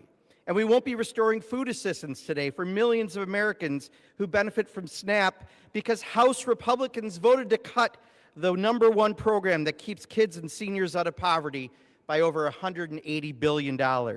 Nor will we be able to roll back the tax cuts for billionaires and your GOP donors that you funded by gutting those health care and food programs. But I sure hope you're tanned and rested after your 8-week paid vacation, because you're going to need it. Democrats are going to continue fighting every single day for people's health care and food benefits, and we're going to be on you day after day until we get it done. Vote no. I yield back. Gentleman yields back his time. Gentlelady from Minnesota. I'm prepared to close, Mr. Speaker. Gentleman from Massachusetts. I'm not quite yet, so I yield 1 minute to the gentleman from Maryland, Mr. Olszewski. Gentleman from Maryland is recognized for 1 minute. Mr. Speaker, this funding deal is why Americans have lost faith in Congress. It does absolutely nothing to address the crushing costs of health care in what amounts to a massive tax hike on working families. It does absolutely nothing to stop President Trump from canceling the very funding we would provide, something he's already done again and again. But here's what it does. It allows senators to write themselves, and only themselves, million-dollar checks because their phone records were legally subpoenaed, checks paid for by American taxpayers. It's corruption at a whole new level. With bribery and insider trading, someone breaks the law. Here, Congress is writing a law that protects and funds corruption. It's brazen and disgusting in an effort to legalize corruption. And anyone who votes for this CR is complicit in that corruption. If government still belongs to the people and not the powerful, we must reject this self-serving scam. I yield. Gentleman yields back his time. Gentlelady from Minnesota still prepared to close. Gentleman from Massachusetts with 2.5 minutes remaining. So I'll close, Mr. Speaker, for our side. Mr. Speaker, I don't have enough time to rebut all the absurd claims made by the other side. Suddenly, they all have an opinion on health care. They had a decade to come up with a plan, and they came up with nothing. But I'm glad they finally acknowledged that this is a dirty Sierra that shovels millions of dollars into the pockets of Republican politicians. They hate this bill so much that they're all going to vote for it. They say that we shut the government down. Really? The last time I checked, Republicans are in charge around here. We heard for months about their mandate. They control the House, the Senate, and the White House. They have a duty to keep the government open, and they failed. They did not have the votes. They refused to negotiate with us because we wanted to help regular people instead of billionaires. And now they want to blame us for the consequences of their own actions? What the hell is wrong with them? Give me a frigging break. America is the richest country in the history of the world. We are blessed with an abundance of so much. There should not be an affordability crisis. Every single person in this country should be able to have a good job, a living wage, affordable food and health care, and have a shot at a better future. That's what I'm fighting for. That's what we're fighting for. That's how I want to make America great. That's the Democratic vision for what this country could be. And from a moral perspective, from a set of values, we believe it is immoral to have a system that gives so much to just a few billionaires while depriving so many of the basic things they need to live a good life. And it is clear to me after this debate that Republicans do not share those same values. And I'm going to fight like hell. We are going to fight like hell because I believe in America. We believe in America. And we believe that the hopes and the dreams of the American people will prevail. And with that, I yield back. Gentleman yields back his time. Gentlelady from Minnesota with 4 minutes remaining to close. Thank you, Mr. Speaker. And as we wrap up this debate, I want to take a moment to cut through the noise from our colleagues, from our colleagues on the left. Instead of focusing on the legislation before us, they're resorting to fear tactics and tossing out false claims about what this shutdown is really about. The CR would have kept the government open to continue and finish the appropriations process. And yet, the Democrats refused and instead chose to shut down the government. And you know, my colleague mentions values.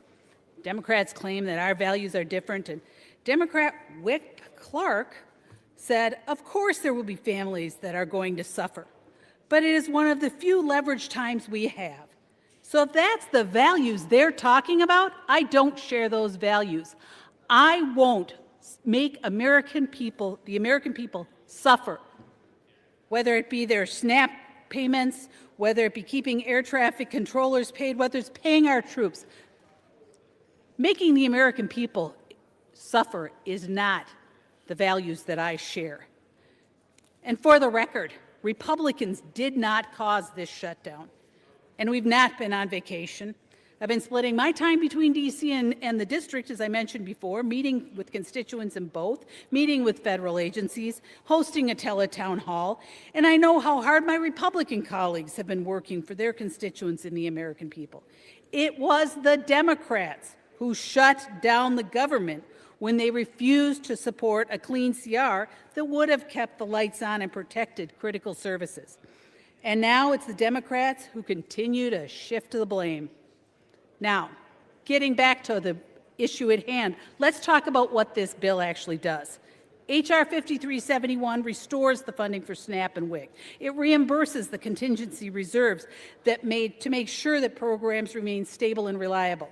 Actually, President Trump moved $300 million of tariff revenue to fund WIC during the shutdown. Republicans are the ones protecting food security and not playing games with it. This bill also delivers for our farmers and ranchers and for rural development and invests in the community that feed this country and keep the economy strong. It supports our troops and federal workers. It ensures our service members and their families have the support they need, and it honors the promises we have made to those who have served. And yes, it reopens the government, restores stability, and resumes regular order. So let's be honest about what a yes vote means. A yes vote is a vote for veterans care. A yes vote is a vote for SNAP and WIC. A yes vote is a vote for $700,000 a fire engine in Ranking Member McGovern's district, and $1 million for the Navajo Nation Community Development Division in Representative Ledger Fernandez's district. A yes vote is for farmers. A yes vote is for our troops, and for federal workers. And yes, it is for reopening the government. And a no vote? Well, that's a vote against all of that, including the development of a wastewater treatment facility in Mr. Negus's district, and $1.5 million in watershed conservation in Representative Clark's district. It's a vote against federal workers. It's a vote against health care. It's a vote against feeding hungry children, and it's a vote against common sense. Mr. Speaker, with that, I yield back the balance of my time, and I move the previous question. Question is on ordering the previous question on the resolution. Those in favor say aye. Those opposed, no.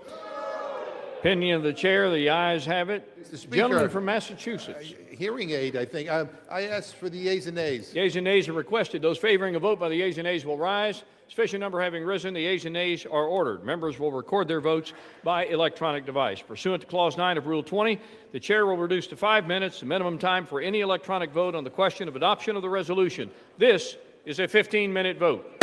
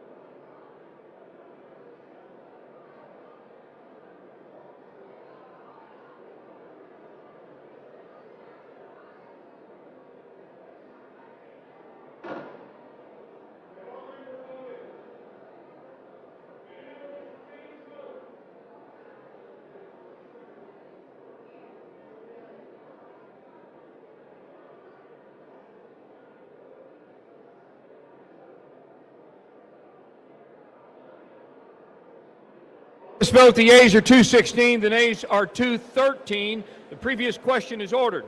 Question is on the adoption of the resolution. Those in favor say aye. Those opposed, no. Opinion of the chair, the ayes have it. Mr. Speaker, I ask for recorded vote. Recorded vote is requested. Those favoring a recorded vote will rise. Sufficient number having risen, a recorded vote is ordered. Members will record their votes by electronic device. This is a 5-minute vote.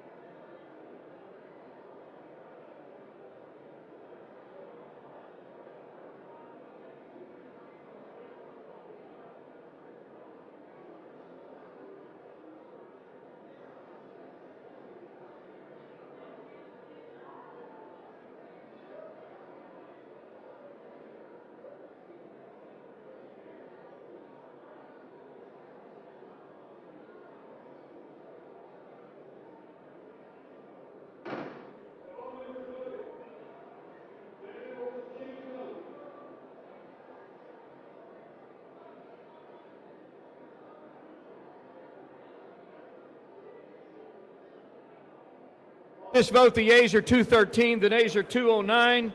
The resolution is adopted. Without objection, a motion to reconsider is laid on the table.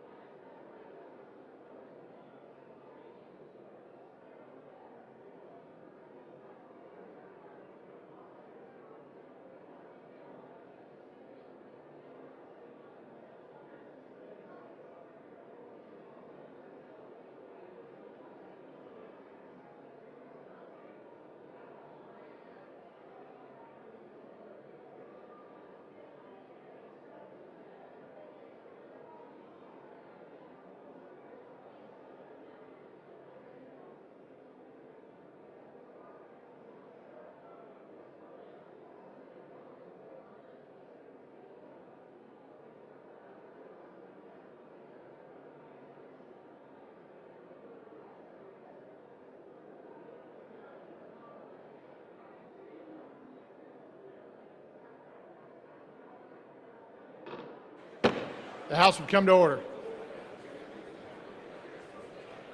For what purpose does the gentlelady from Washington seek recognition? The House will be in order. For what purpose does the gentlelady from Washington seek recognition? Mr. Speaker, pursuant to Clause 2A1 of Rule 9, I seek recognition to give notice of my intent to raise a question of the privileges of the House. The form of the resolution is as follows. Whereas on October 27, 2025, Representative Chuy Garcia filed nominating petitions to be on the Democratic primary ballot in March 2026.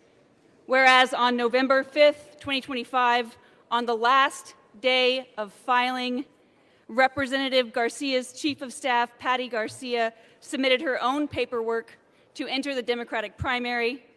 Whereas on November 6th, after the filing deadline, Representative Garcia confirmed that he would not be seeking another term in 2026 and would be withdrawing his nominating petitions. Whereas Representative Garcia's Chief of Staff was the only Democrat who filed to run in the primary at the direction of Representative Garcia, undermining the process of a free and fair election.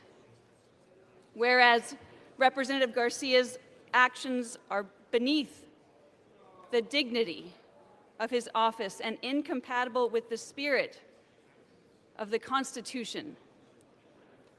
Now, therefore, be it resolved that the House of Representatives disapproves of the behavior of the representative from Illinois, Mr. Garcia. Under Rule 9, a resolution offered from the floor by a member other than the majority leader or the minority leader as a question of the privileges of the House has immediate precedence only at a time designated by the chair within 2 legislative days after the resolution is properly noticed. Pending that designation, the form of the resolution noticed by the gentlelady from Washington will appear in the record at this point. The chair will not at this point determine whether the resolution constitutes a question of privilege. That determination will be made at a time designated for consideration of the resolution.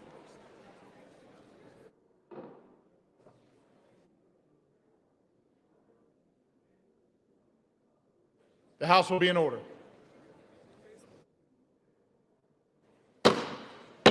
Members are instructed to clear the well.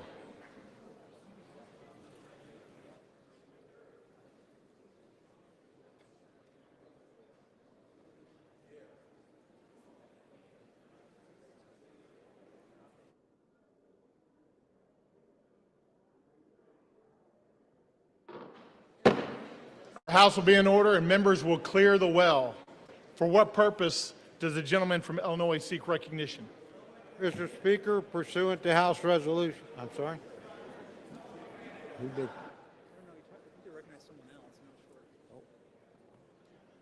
Will the gentleman repeat his request at a microphone? Will the gentleman find a microphone and repeat his request? Mr. Speaker, I would like to ask unanimous consent to address the body, the world. Not recognized for that purpose. Thank you, Mr. Speaker. I'd like to thank Recognized. I'd like to thank the Honorable, hello? The House will be in order. The well will be cleared. All members will clear the well. For what purpose does the gentleman from Oklahoma seek recognition? Up the bill H.R. 5371, the Continuing Appropriations, Agriculture, Legislative Branch, Military Construction, and Veterans Affairs and Extension Act of 2026, with the Senate amendment thereto, and I have a motion at the desk. The clerk will report the title of the bill, designate the Senate amendment, and designate the motion. H.R. 5371, an act making continuing appropriations and extensions for fiscal year 2026 and for other purposes. Senate amendment. Mr. Cole of Oklahoma moves that the House concur in the Senate amendment to H.R. 5371. Pursuant to House Resolution 873, the motion shall be debatable for 1 hour, equally divided and controlled by the chair and ranking minority member of the Committee on Appropriations or their respective designees. The gentleman from Oklahoma, Mr. Cole, and the gentlelady from Connecticut, Ms. DeLauro, each will control 30 minutes. The chair now recognizes the gentleman from Oklahoma. The House will be in order. The gentleman is recognized. Thank you, Mr. Speaker. Mr. Speaker, I ask unanimous consent that all members have 5 legislative days to revise and extend their remarks and include extraneous material on the measure under consideration. Without objection, so ordered. The House will be in order. All members are instructed to take their conversations outside.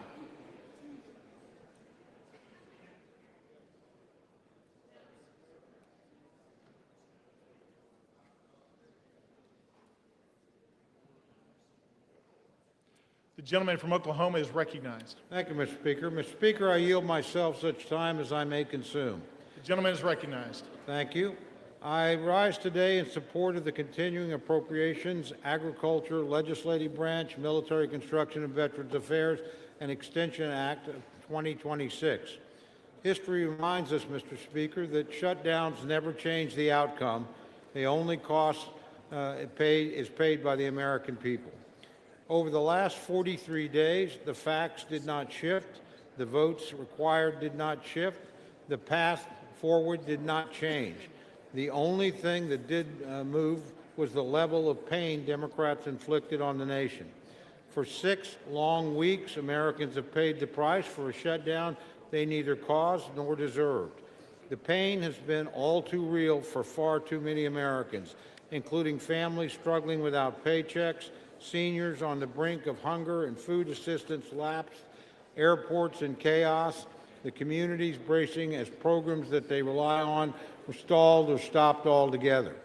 And with yesterday being Veterans Day, we especially reflect on the impact of this shutdown on those who served our nation, past and present. Our military families were left wondering if they would be paid. Thanks to President Trump, they were. Yet this is not how the greatest nation in the world should function. Today, that changes. The legislation before us reopens the government, restores critical services, and puts an end to the needless hardship Democrats have inflicted on the country. This bill supports our troops. It pays federal workers. It fully funds SNAP benefits until September 30th of next year. It compensates our air traffic controllers right before a busy holiday season. In fact, it takes a holistic approach in ensuring federal services and programs are operational. In the simplest terms, we're putting the government back to work for our people. The bill is fundamentally the same responsible approach House Republicans offered on September 19th, but with an important addition: 3 full-year appropriations bills for FY26. These bipartisan, bicameral full-year appropriations bills cover the Military, Construction, and Veterans Affairs, Legislative Branch, and Agricultural, Rural Development, and Food and Drug Administration divisions. Once passed, we will have full-year funding in place for many of our most crucial programs. Military construction needs will be met for a full year, as will medical programs for our nation's veterans. The legislative branch will be properly resourced, including critical funding enhancements for the Capitol Police and for member security. And agriculture, food, and nutrition programs like WIC and SNAP will be fully funded to help vulnerable people in need. Importantly, this legislation delivers member-driven community project funding in both the military construction and agricultural division, which will direct resources back into the hands of the communities we represent. This was a top priority for the Appropriations Committee, and we achieved it while holding overall spending levels in check. It's responsible appropriations progress like this that causes me to reflect on an important message to our friends in the Democratic leadership. My sincere apologies to Minority Leaders Jeffries and Schumer, but after today, you will no longer get to hold the government hostage, and you will not get to force a rushed, pork-filled Christmas omnibus at the end of the year. Republicans have actively restored a responsible line-by-line process. Over the next few months, we will continue this work and efforts through regular order. This Article 1 advancement is an accomplishment that every member of this chamber can be proud of, regardless of party. Yet some still need to decide what they stand for today. So to my colleagues on the other side of the aisle, do you want the leverage or do you want to legislate? Do you treat Americans as collateral damage or as constituents? And do you answer to your caucus or your country? For Republicans, the answer has been clear for the last 43 days. We have and we will continue to put Americans first. Democrats can join us. They have an opportunity to make the responsible choice to reopen our government and pass 3 official full-year appropriations bills. 8 Senate Democrats saw reason and did exactly that. I hope House Democrats do the same. True courage is taking responsible action for the nation, even when politics makes it inconvenient. Let's reopen the government and get back to work. With that, Mr. Speaker, I reserve the balance of my time. The gentleman from Oklahoma reserves. The gentlelady from Connecticut is recognized. Thank you, Mr. Speaker. The House is not in order. Thank you. House will be in order. Thank you very much, Mr. Speaker.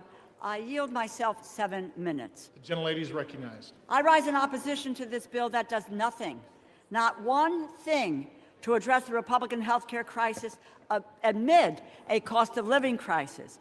More than 20 million Americans will have to pay double, even triple their monthly insurance premiums in just a matter of weeks.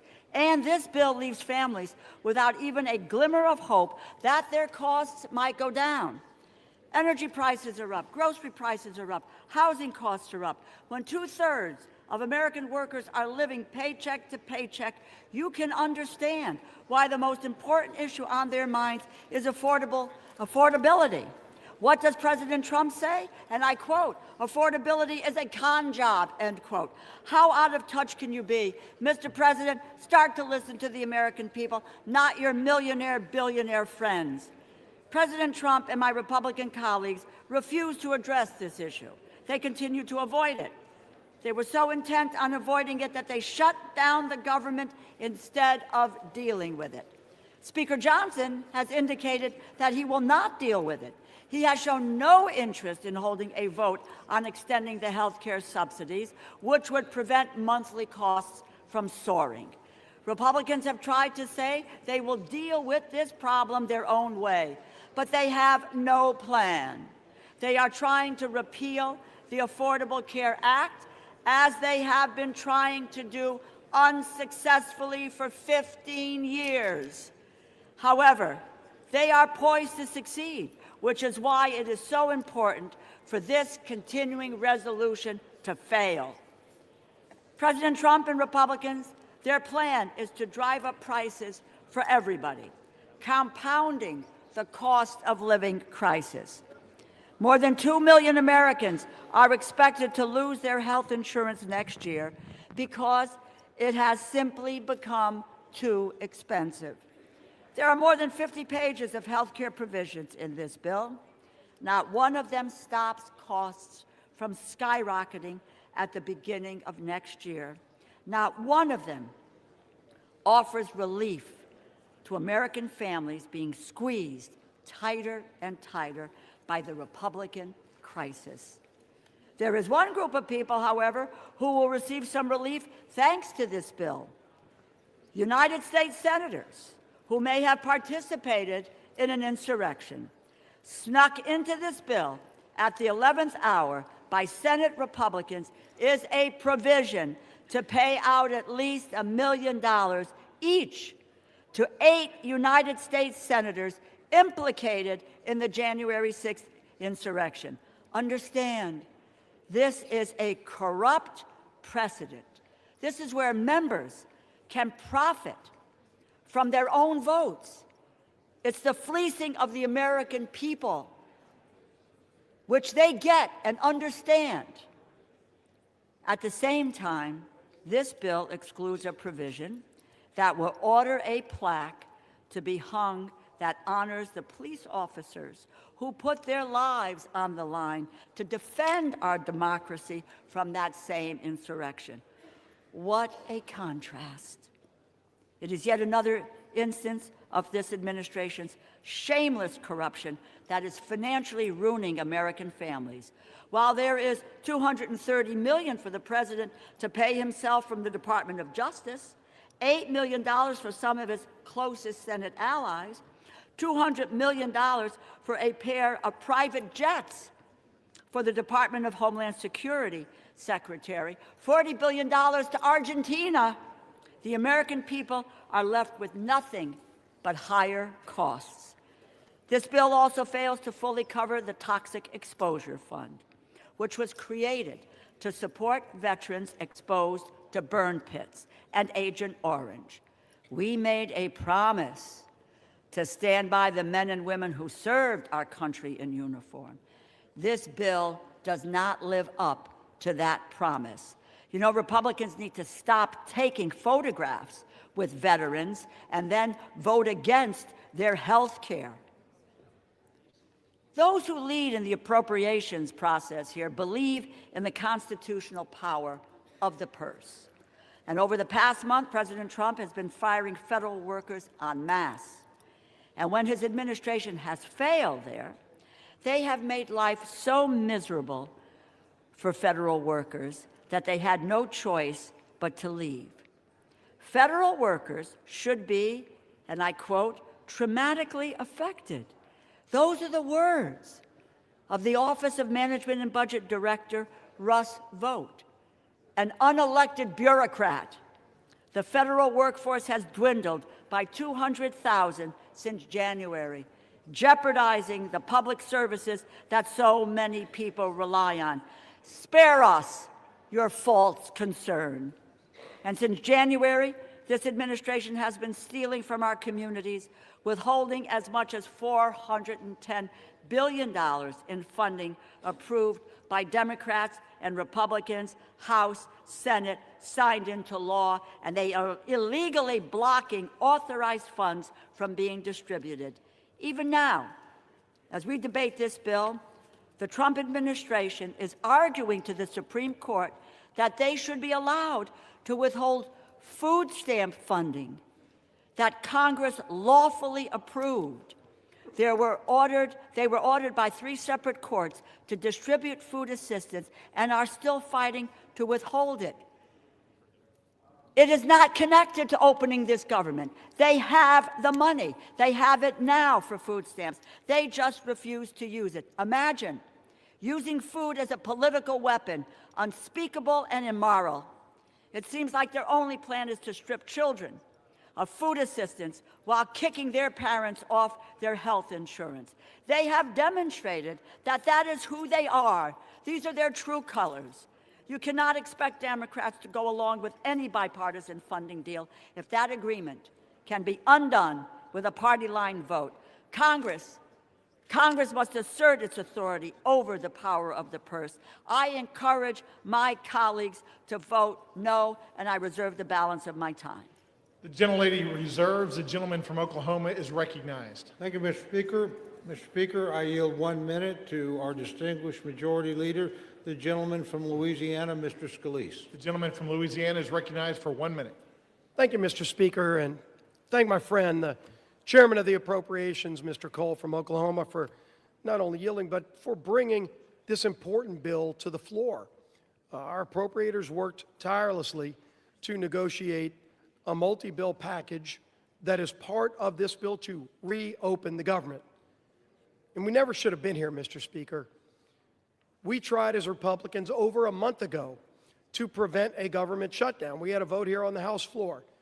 99% of Republicans voted to keep the government open, and 99% of Democrats voted to shut it down. And then that bill went over to the Senate, and we watched for 42 days, where time and time again, Democrats, just to appease their most radical base, continued to vote in unison to shut the government down. And during that shutdown, we saw millions of families experience pain, Mr. Speaker, pain and suffering that Democrats themselves acknowledged that they imposed on the American people. But they said over and over again, we have quote after quote from Democrats during the shutdown, that they needed to impose the suffering to get leverage, Mr. Speaker, to use the American people as pawns to get leverage. For what? For what? They ultimately filed an alternative bill, a $1.5 trillion mad spending spree that included things like $200 billion of taxpayer funding for illegals to get taxpayer benefits, while they gutted the $50 billion rural health care fund that we put in place in the Working Families Tax Cut. So, Mr. Speaker, anybody who comes up here and says they care about health care, they were also advocating to gut the $50 billion rural health care fund to provide $200 billion in taxpayer-funded health care benefits for illegals. It's insanity. And if you really want to look at where this all began, as some on the other side, Democrats, want to talk about a health care crisis, the health care law of the land is what many refer to as Obamacare. But let's remember the original name that Democrats gave that bill when they created it. They called it the Affordable Care Act. The Affordable Care Act. Only Democrats voted for it. Republicans knew it was going to be anything but affordable. It was going to interfere with the doctor-patient relationship, and unfortunately it's done that. But if you want to talk about affordable, and maybe the only other bill that's more laughable in its name is the Inflation Reduction Act. Yeah, that's another product brought to you by Democrat-only votes. The Inflation Reduction Act, which ushered in the inflation under Joe Biden that we're still trying to shake today. But the Affordable Care Act, Mr. Speaker, since it started, Americans have seen over 80% increases in their health care costs because of a Democrat-created bill that they want to now blame on Republicans. I understand why they would want to try to now pawn that off on somebody else. But then if you look over time, during COVID, they created a temporary relief fund, not to individuals, Mr. Speaker, but to insurance companies.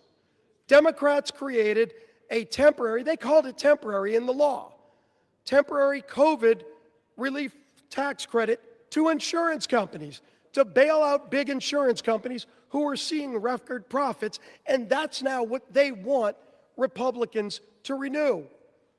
A insurance company bailout that Democrats created to be temporary. They set it up to expire. And now they're saying that the world's going to end if that insurance company bailout doesn't get renewed. While at the same time, when we as Republicans worked to actually lower premiums for families, they fought it every step of the way. That's right. We had a bill that we passed through this House just a few months ago in the Working Families Tax Credit. Part of that bill was called the cost share reduction, was scored by the CBO to lower premiums for families by over 12%.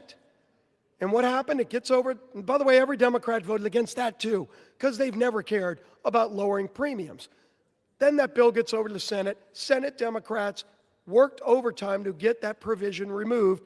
And if you go look at Senate Democrat Budget Committee website, they still brag that they removed that provision that would have lowered premiums for families. So, absolutely, Republicans have worked and will continue, by the way, to work to lower premiums for families. But make no mistake, the high premiums that everybody faces today are a result of the inaptly named Affordable Care Act and the many failures associated with it. But this bill today is about ending the misery Democrats created on families. That is just about funding the government, not about solving other problems that we should be working to solve, but about getting the government back open while not holding the American people hostage.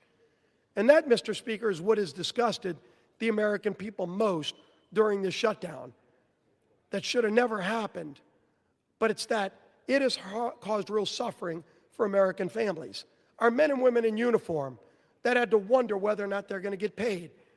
Air traffic controllers who already had a highly stressful job and then had to show up for work without getting paid. Multiple paychecks missed. Now you're seeing, because a lot of those air traffic controllers have to go work jobs as Uber drivers. They aren't even being able to show up for work because they still have bills due, their rent's due. They're trying to put food on their table, and Democrats want to vote no tonight to keep denying them food. The 42 million SNAP recipients, those people that are low income that need those food benefits, if you vote no today, you are voting to deny those 42 million low-income families basic food needs.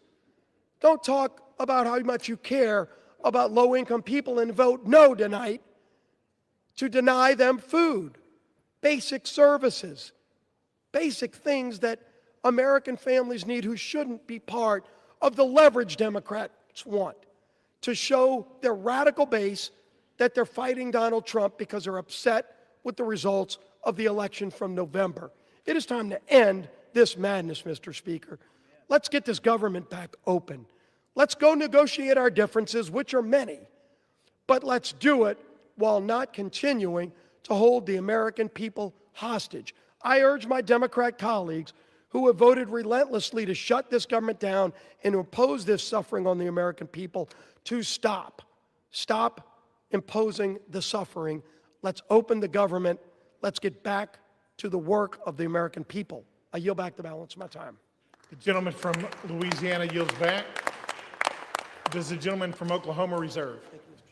I do, Mr. Speaker. The gentleman reserves. The gentlelady from Connecticut is recognized. I remind the majority leader that a 60-year-old couple earning $82,800 per year, annual premiums will rise by over $17,000, a 255% increase.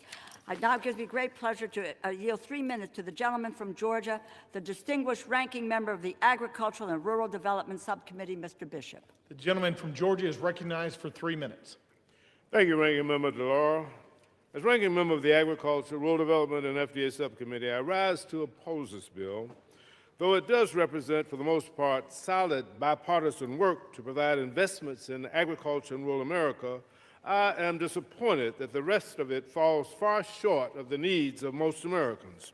Healthcare providers and patients are frustrated and frightened by the imminent skyrocketing of healthcare costs caused by the loss of the ACA tax credits and cuts to Medicaid, Medicare, and life-saving biomedical research. My constituent, Angela Holmes, is unable to walk without debilitating pain. She's worried that without tax credits, she won't be able to afford health insurance to complete the multiple back surgeries she needs. For many Georgians, health care is a matter of life and death. Our Republican colleagues could have corrected this in the Rules Committee, but they rejected an amendment last night that would have lowered health premium costs. To me, that's unconscionable. So are the administration's actions during the shutdown. As a Christian, I'm outraged that USDA used the shutdown to illegally withhold SNAP from 42 million Americans. USDA had the chance to do the right thing and use designated contingency funds, but rejected it. And when ordered to do so by the courts, they fought all the way to the Supreme Court to keep hungry families from receiving food. America produces the highest quality, safest, most affordable, and abundant food, fiber, and medicine anywhere in the world. To that end, this bill provides many welcome investments. It fully funds SNAP and WIC, replenishes the SNAP and WIC contingency funds, and fully funds cash value vouchers for fruits and vegetables for women and children. It also helps rural America by providing $1 billion in single-family direct home loans, $120 million over the House level, and funding water and wastewater programs at $446 million, both issues that Democrats tried to address in full committee. The bill provides $1.8 billion for the Agricultural Research Service, $1.6 billion for NIFA, protecting farmers, small businesses, and families against President Trump's budget request to eliminate land-grant university research and extension activities across the country. I'm pleased to see that the bill language requires USDA to notify Congress before canceling grants over $1 million. The agricultural portion of this bill does make positive steps in the right direction. The bill discards many of the harmful policy riders, which in the House bill, yet it does not go far enough to negate House language falsely questioning the safety of mifepristone and encouraging FDA to explore liability protections for certain infant formula manufacturers, over which the agency has absolutely no jurisdiction. And while the overall funding package may reopen the government for a month or two, this bill does not address the breach of trust this administration has demonstrated since January. They fail to follow the law, and we cannot trust that they will even execute this bill if we vote on it today. The gentleman's time has expired. They have 15 seconds. The gentleman is recognized for an additional 15 seconds. They fail to follow the law, and we can't trust that they'll execute the law. They cut SNAP by 20% in the big ugly bill this summer, dismantled funded federal programs, fired federal workers, and illegally ignored court orders. This bill fails to address the health care crisis, and bipartisan outrage has erupted over language in the bill to pay millions of dollars of taxpayer dollars to a handful of senators whose phone records were subpoenaed in relation to the January 6th investigation. It's a bad bill. The gentleman's time has expired. The gentleman yields back. Does the gentlelady from Connecticut reserve?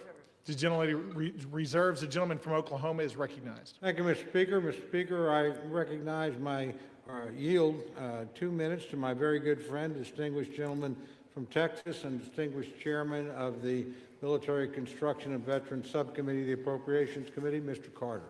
The gentleman from Texas is recognized for 2 minutes. Thank you, Mr. Speaker, and I want to thank my longtime friend, colleague, and the chairman of the Appropriations Committee, Mr. Cole, for yielding me the time. I rise in support of H.R. 5371 and look forward to reopening the government. The shutdown has gone on long enough, and it's time to end it. Yesterday was Veterans Day, and it's a timely reminder of the commitment our armed forces personnel have made and the responsibility that we have to take care of those who serve our nation. Military Construction and Veteran Affairs component of the legislation meets that goal. The legislation includes $133.3 billion for the Department of Veterans Affairs, including $113.8 billion for the discretionary funding for the VA medical care. It includes critical funding for Medicare, medical health services, telehealth services, veterans homelessness programs, medical research programs, and rural health initiatives. It invests in information technology, including robust investments in VA electronic health record modernization.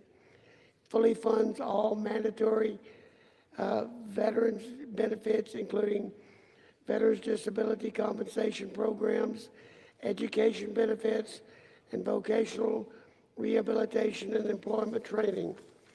Nearly $20 billion for the Department of Defense military construction programs. This amount funds nearly 300 projects at military bases around Yield the the world. gentleman an additional 15 seconds, Mr. Speaker. The gentleman has an additional 15 seconds.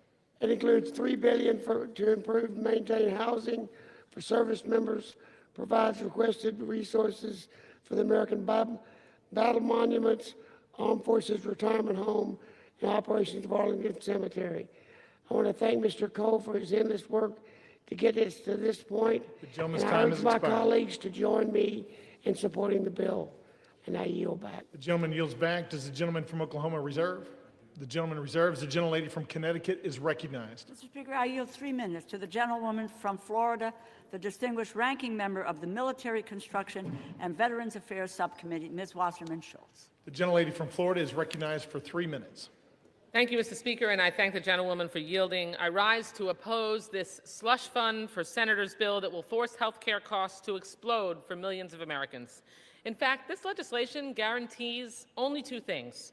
Republican senators suspected of helping Trump try to steal an election will get a whole lot richer, and life will get more expensive for everyone else. That's because this bill adds rocket fuel to Republicans' larger assault on Americans' access to quality, affordable health care. Remember, Mr. Speaker, Republicans already slashed $1 trillion from Medicaid, $500 billion from Medicare, and let Trump steal billions in medical research. But with this bill, Republicans dump massive health care price hikes on struggling Americans. Millions will be priced out of any coverage at all, which will drive coverage costs up and health services down for all of us. It's a health budget nightmare for America's families and a slush fund lottery win for 8 Republican senators. Because the one thing that we can all agree on, unless you're Jeffrey Epstein's best friend in the White House, is that the cost of living is out of control. Rent, home insurance, and electric bills are all soaring. The cost of beef, coffee, and vegetables just keep climbing. People are really struggling to get by.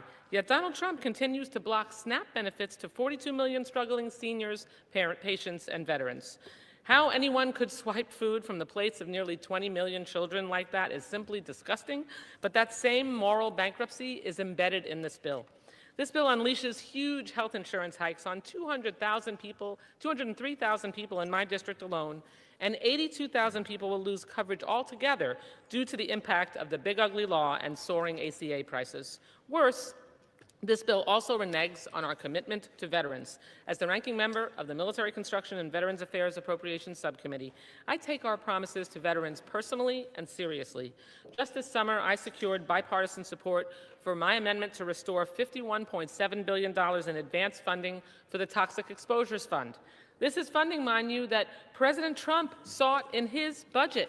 Yet as Republicans slipped a slush fund for senators into this bill, they gutted a critical funding protection for veterans. Just so we're all clear, average Americans will see their kitchen table budget blow up from the health coverage price hikes, and veterans will see their future health care funding for toxic exposures put in jeopardy. Also, billionaires can keep getting huge tax breaks.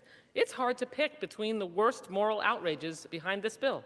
Was it covering up for Epstein's best friend for nearly 2 months, just so Republicans could vacation and avoid negotiating a better health care plan for our struggling families? Or is it the slush fund that personally enriches Republican senators and will haunt everyone who votes for this bill? Well, House Democrats will oppose this partisan spending bill that guts America's health care, and we'll keep fighting to extend health care tax credits. Donald Trump and Republicans broke their promise to lower costs, and this bill certainly cements that betrayal. But Democrats will stand by our promise to lower costs, and we'll make sure every American knows Republicans are responsible for this devastating health care crisis. Gentlelady's time has yield expired. back. The gentlelady yields back. The gentlelady from Connecticut reserves. The gentleman from Oklahoma is recognized. Thank you very much, Mr. Speaker. Mr. Speaker, I yield 2 minutes to my very good friend, distinguished chairman of the Agriculture Subcommittee of the Committee on Appropriation, Dr. Harris of Maryland. The gentleman from Maryland is recognized for 2 minutes. Mr. Speaker, I rise today in support of Senate amendment to H.R. 5371, which will finally put an end to the Democrat-led government shutdown. Millions of Americans have suffered because they refuse to reopen the government, harming those who depend on SNAP benefits, federal workers, Border Patrol agents, and our troops who are uncertain about their next paycheck. This legislation extends government funding to the end of January 2026, thereby blocking attempts to force a budget-busting omnibus at the last minute before Christmas. It also includes the FY 2026 Agriculture, Rural Development, and Food and Drug Administration Appropriations Act. Republicans have effectively locked in disciplined, flat spending levels while supporting the Trump administration's policy priorities. The agriculture bill provides $26.65 billion in discretionary spending, which is level with the current amounts, while also including community project funding. This bill provides critical funding support to America's farmers, ranchers, and rural communities. It ensures both USDA and FDA can safeguard our nation's food and drug supply and fully funds nutrition programs, including SNAP and WIC. Additionally, the bill closes the hemp loophole that has resulted in the spread of unregulated, intoxicating hemp-derived products that are being sold online and in gas stations and corner stores across the country. Many of these products are accessible and attractive to children, resulting in thousands of calls to U.S. poison control centers, with more than 30% involving children aged 5 years and younger. This provision is supported by 39 states' attorney general and over 81 national and state public health, medical, law enforcement, and other organizations. It's beyond disappointing that our colleagues on the other side of the aisle will soon be voting to continue the chaos and uncertainty of a government shutdown. But this is what responsible Republican government looks like. We stared down the radical Democrats' outrageous budget-busting demands and held the line for hardworking American taxpayers. I want to thank Appropriations Chairman Cole for his leadership, strongly encourage my colleagues to support this legislation. Mr. Chair, I yield back time. The gentleman from Maryland yields back. Does the gentleman from Oklahoma reserve? The gentleman reserves. The gentlelady from Connecticut is recognized. Mr. Speaker, I yield 3 minutes to the gentleman from New York, the distinguished ranking member of the Legislative Branch Subcommittee, Mr. Espaillat. The gentleman from New York is recognized for 3 minutes. Thank you, Mr. Speaker. I rise today in strong opposition to the Senate's amendment to H.R. 5371 because once again, the Senate has put other interests ahead of those of the American people. Today's backroom deal does nothing to stop 20 million Americans that will see their health care premiums double or triple. And it does absolutely nothing to stop provisions in the reconciliation package that will strip 50 million people of the Medicaid coverage. These cuts will have a resounding impact for individuals and the healthcare industry and economy as a whole. Safety net hospitals like Montefiore in my district and federally funded clinics like Borinque in East Harlem face having to eliminate services or completely close. Families, seniors, and children who go to these clinics and hospitals cannot afford to lose health care coverage. On top of that, Mr. Speaker, the legislative branch bill, which was done unilaterally, not with the consultation of both sides, it was done on its own, in the Senate, in the dark, in cahoots with a bunch of people, includes a provision that will line the pockets of 8 senators that we know of by allowing them to sue the government for millions of dollars if the Department of Justice subpoenas their phone records or seeks a lawful non-disclosure order. While families in my district are stretching every single dollar just to pay for food and rent, senators want a personal payout if law enforcement dares to hold them accountable. At every turn of this shutdown and fight for health care access, Republicans and the Trump administration have tried to inflict suffering as much as possible. For weeks, the administration held food stamps hostage. And even when some states comply with a court ruling to release full benefits, the president demanded that they be clawed back. Even when governors stepped up and said, we don't want people to go hungry, they ran to court, Mr. Speaker, to take $6.20 away from poor people. Who does that? Explain that to me. Who takes $6.20 away from a single mom or a hungry senior? That's the state of America today. Unbelievable. And here we are to vote on this. I will be casting my vote as a no. In fact, it will be a hell no tonight. The gentleman from New York yields back. The gentlelady from Connecticut reserves. The gentleman from Oklahoma is recognized. Thank you, Mr. Speaker. Mr. Speaker, I yield 2 minutes to my very good friend, the distinguished gentlelady from Michigan and chairman of the House Republican Conference, Ms. McClain. The gentlelady from Michigan is recognized for 2 minutes. Thank you, Mr. Chairman, and thank you, Mr. Speaker. And God, I love the compassion and the passion on the other side of the aisle. You know, we're worried about taking money out of families. Well, you know what? Y'all can do the right thing and vote yes. If not, you're the ones that are taking money from needy families, not us, because yes means yes, we want to feed the families. We want to have SNAP programs. No means we don't fund those programs. See how simple that is? But keep on with the rhetoric. I mean, it's cute, but the American people don't buy it. So, I mean, listen, for the past 40 days, Democrats have inflicted needless pain on hardworking Americans. They stranded millions of travelers. They denied food assistance for hungry families. And how did they do that? When you vote no to continue funding, that means you deny food stamps for hungry families. No means no, you don't want to pay them. Yes, like the Republicans vote, that means yes, we do want to pay them. So, you know, they left our troops wondering when they'd get their next paycheck. And for what, Mr. Speaker? To use the American people as leverage. Don't take my word for it, take theirs. Leverage for more wasteful Washington spending. Spending that no one other than the radical left ever wanted. And to remind the American people, they wanted $1.5 trillion of their hard-earned tax dollars. But what did they get in return? They got nothing. They got nothing because Republicans refused to waste the American people's money.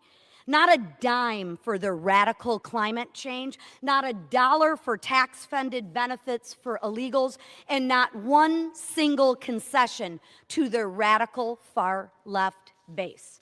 Millions of Americans whose lives were upended by the Democratic shutdown will remember this. Yield the gentlelady an additional 30 seconds. Thank you. The gentlelady is recognized for an additional 30 seconds. Thank you. The American people will remember who held them hostage for petty political reasons and who fought to put America first. So now that this shameful charade is over, House Republicans will continue our work on behalf of the American people. We will restore regular order to the appropriations process. We will continue to fulfill the mandate of the American people, and we will keep delivering results for American people, because that's what we're here to do for, not to play politics. So with that, Mr. Speaker, I yield. Thank you. The gentlelady from Michigan yields back. The gentleman from Oklahoma reserves. Before we move on, members are advised to direct their comments to the chair and not to engage in personalities.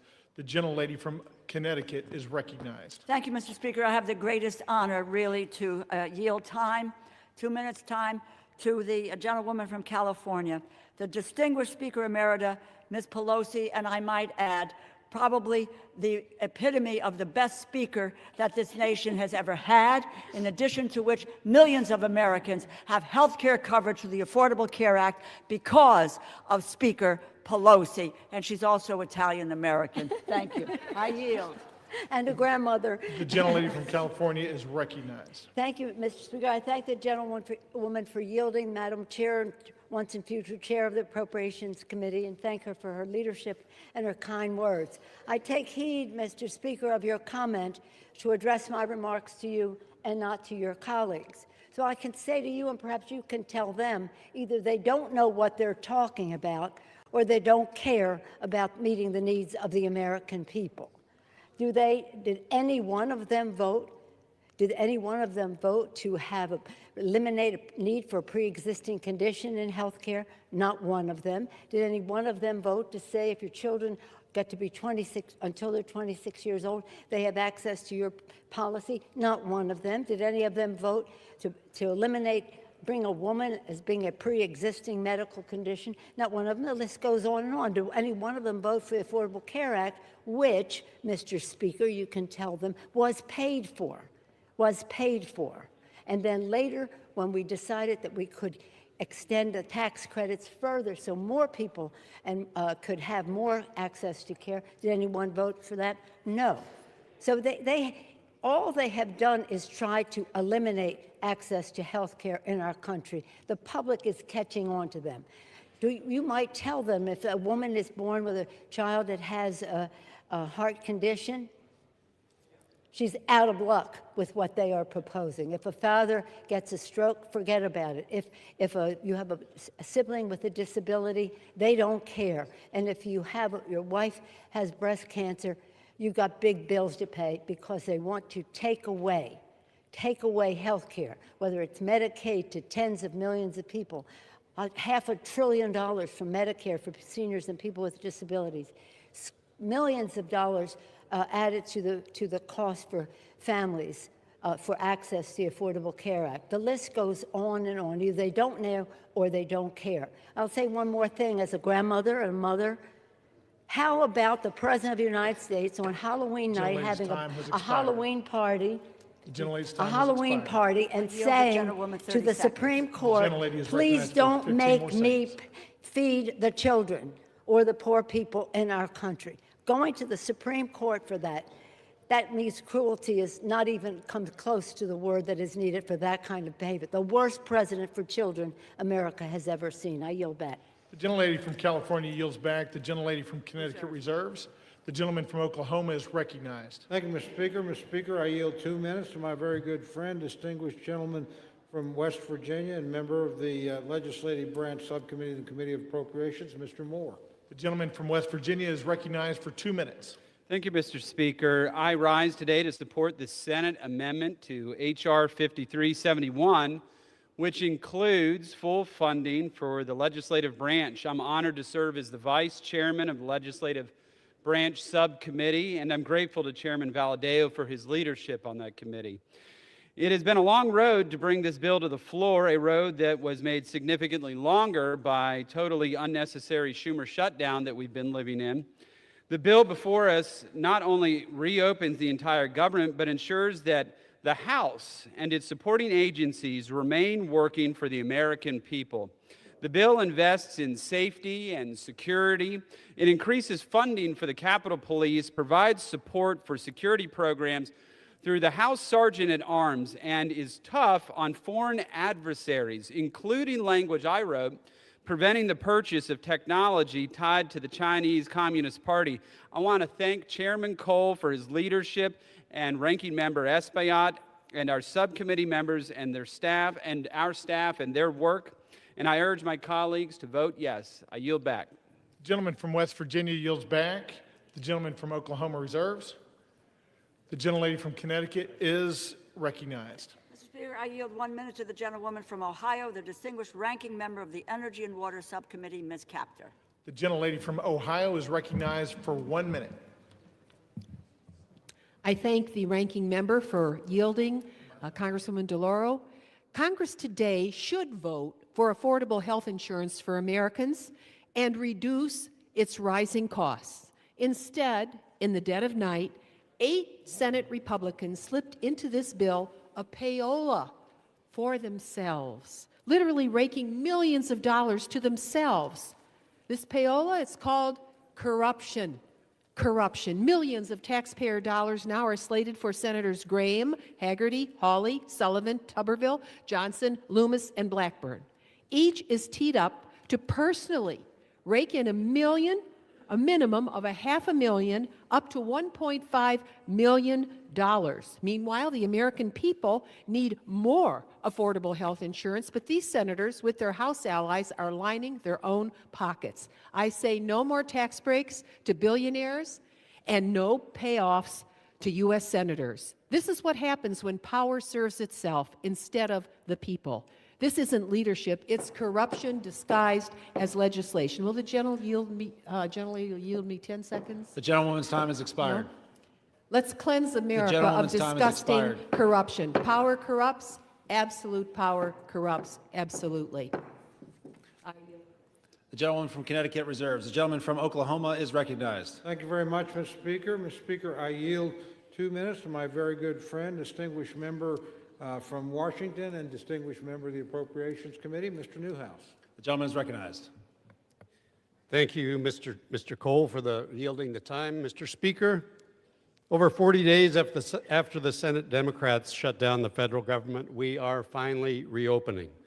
The result of the shutdown has been thousands of employee furloughs, major disruptions to our air travel, service members going without pay, delayed food assistance for low-income individuals and families, and much, much more. Mr. Speaker, as a member of the House Appropriations Committee, the responsibility of funding the federal government is one that I take very seriously, especially in light of our nation's debt surpassing $38 trillion. The performative tactics that we have watched over the last 7 weeks have truly been a disservice to Americans. And my friends across the aisle should never have put leverage or politics over those people that they represent. But the most important thing right now is that we get back to work, making sure the federal government can provide the essential services that people depend on, and that Congress can continue working to pass full-year funding legislation providing responsible federal spending and fund those essential services. Mr. Speaker, we are making significant progress with the inclusion of these 3 appropriation bills, but our work is far from over. I encourage all my colleagues on both sides of the aisle to support this deal, vote to end this unnecessary shutdown, and help us get back to the business of hardworking Americans across this country. Thank you, and I yield back. Gentleman yields. The gentleman from Oklahoma reserves. The gentlewoman from Connecticut is recognized. Speaker, I yield 1 minute to the gentlewoman from Minnesota, the distinguished ranking member of the Defense Subcommittee, Ms. McCollum. The gentlewoman is recognized. Mr. Speaker, Donald Trump and Republicans control the entire government. For 42 days, Republicans shut it down. Why? Because they refuse to extend tax credits to help millions of Americans afford their health care.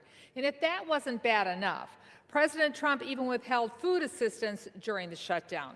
Hunger should never be used as a weapon. The CR continues the Republican health care crisis. The Speaker's already said he won't hold a vote to extend the Affordable Care Act tax credits to reduce health care costs for Americans. So now my constituents are going to have to choose between heating their homes, feeding their families, or taking their children to the doctor. It's a terrible deal for the American people. Americans deserve an open and transparent government that works for them. They deserve access to affordable health care, nutritious food for their families. And that's what Democrats are fighting for. I wish the President and the Republicans would join us in this fight and share our priorities. I yield back. The gentlewoman from Connecticut reserves. The gentleman from Oklahoma is recognized. Thank you very much, Mr. Speaker. I yield 1 minute to my very good friend, gentleman from Missouri and member of the Appropriations Committee, Mr. Alford. The gentleman is recognized. Well, thank you, Chairman Cole, for your leadership. Mr. Speaker, in the words of Yogi Berra, this seems like deja vu all over again. 59 days ago, I stood at this very lectern debating the ranking member and a friend of mine over the continuing resolution to keep our government open. On September 19th, we did our work in this body, but Senate Democrats chose to hold America hostage with the Schumer shutdown. Democrats in Congress, including the minority whip, shamefully admitted they were using the misery they inflicted on the American people as leverage to achieve their leftist wish list of demands, slowly twisting the heads of the American people in a vice. Tonight, I'm relieved to say the misery of the Schumer shutdown is on our doorstep. Mr. Speaker, this package proves that when Republicans stay united and put America first, we can govern with strength, compassion, and common sense. Tonight, Mr. Speaker, tonight we will reopen the government and liberate the Schumer hostages. And with that, I yield back. The gentleman yields. The gentleman from Oklahoma reserves. The gentlewoman from Connecticut is recognized. Mr. Speaker, I yield 1 minute to the gentlewoman from California, a member of the Appropriations Committee, Mrs. Torres. The gentlewoman is recognized. Mr. Speaker, I rise in strong opposition of this deeply flawed bill because the American people deserve better. Since Trump returned to office, Republicans have created an affordability nightmare, a mass transfer of hard-earned taxpayers' dollars to billionaires. In my district alone, more than 350,000 people are facing skyrocketing health care costs or cuts to critical services. Republicans shut down the government instead of finding bipartisan solutions to keep care affordable and took a 7-week paid hiatus, during doubling health care costs for working families, cutting off food assistance right before Thanksgiving, and letting Trump spend his holidays pardoning insurrectionists, enriching billionaires, cozying up to dictators, and building himself a new ballroom, all while taking food away from families in need. And now Senate Republicans want to reward themselves with a taxpayer-funded handout. Shameful, shameful, shameful. House Republicans should be here doing their jobs, not making life harder for working families. I urge a no vote. Members are advised to direct their comments to the chair and not to engage in personalities toward the president. The gentlewoman from Connecticut reserves. The gentleman from Oklahoma is recognized. Thank you, Mr. Speaker. Mr. Speaker, I yield 1 minute to my very good friend, distinguished gentleman from Texas and chairman of the House Budget Committee, Mr. Arrington. The gentleman is recognized. Mr. Speaker, the Democrats rejecting a clean CR, shutting the government down, creating all the havoc, the pain and suffering for our fellow Americans is so obviously disingenuous. They never vote against clean CRs. Never. For 4 years under Biden, you all didn't reject one clean CR. Chuck Schumer, in 44 years, never rejected a clean CR. So, Mr. Speaker, what's it about? They say policy. They put forward a proposal, Mr. Chairman. They said it's about health care for illegals. They repeal work requirements for able-bodied adults. That's an 80-20 issue in this country. They put forward a spending bill of $1.5 trillion. That's twice the discretionary budget. Mr. Chairman, they'd be spending more money than we've ever spent outside of COVID. That's their counter-proposal. It's not only disingenuous, it's unserious. So what's it about? It's about politics.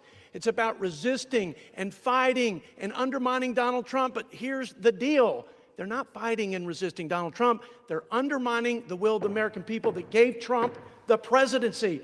Yield the gentleman an additional 15 seconds. The gentleman is recognized.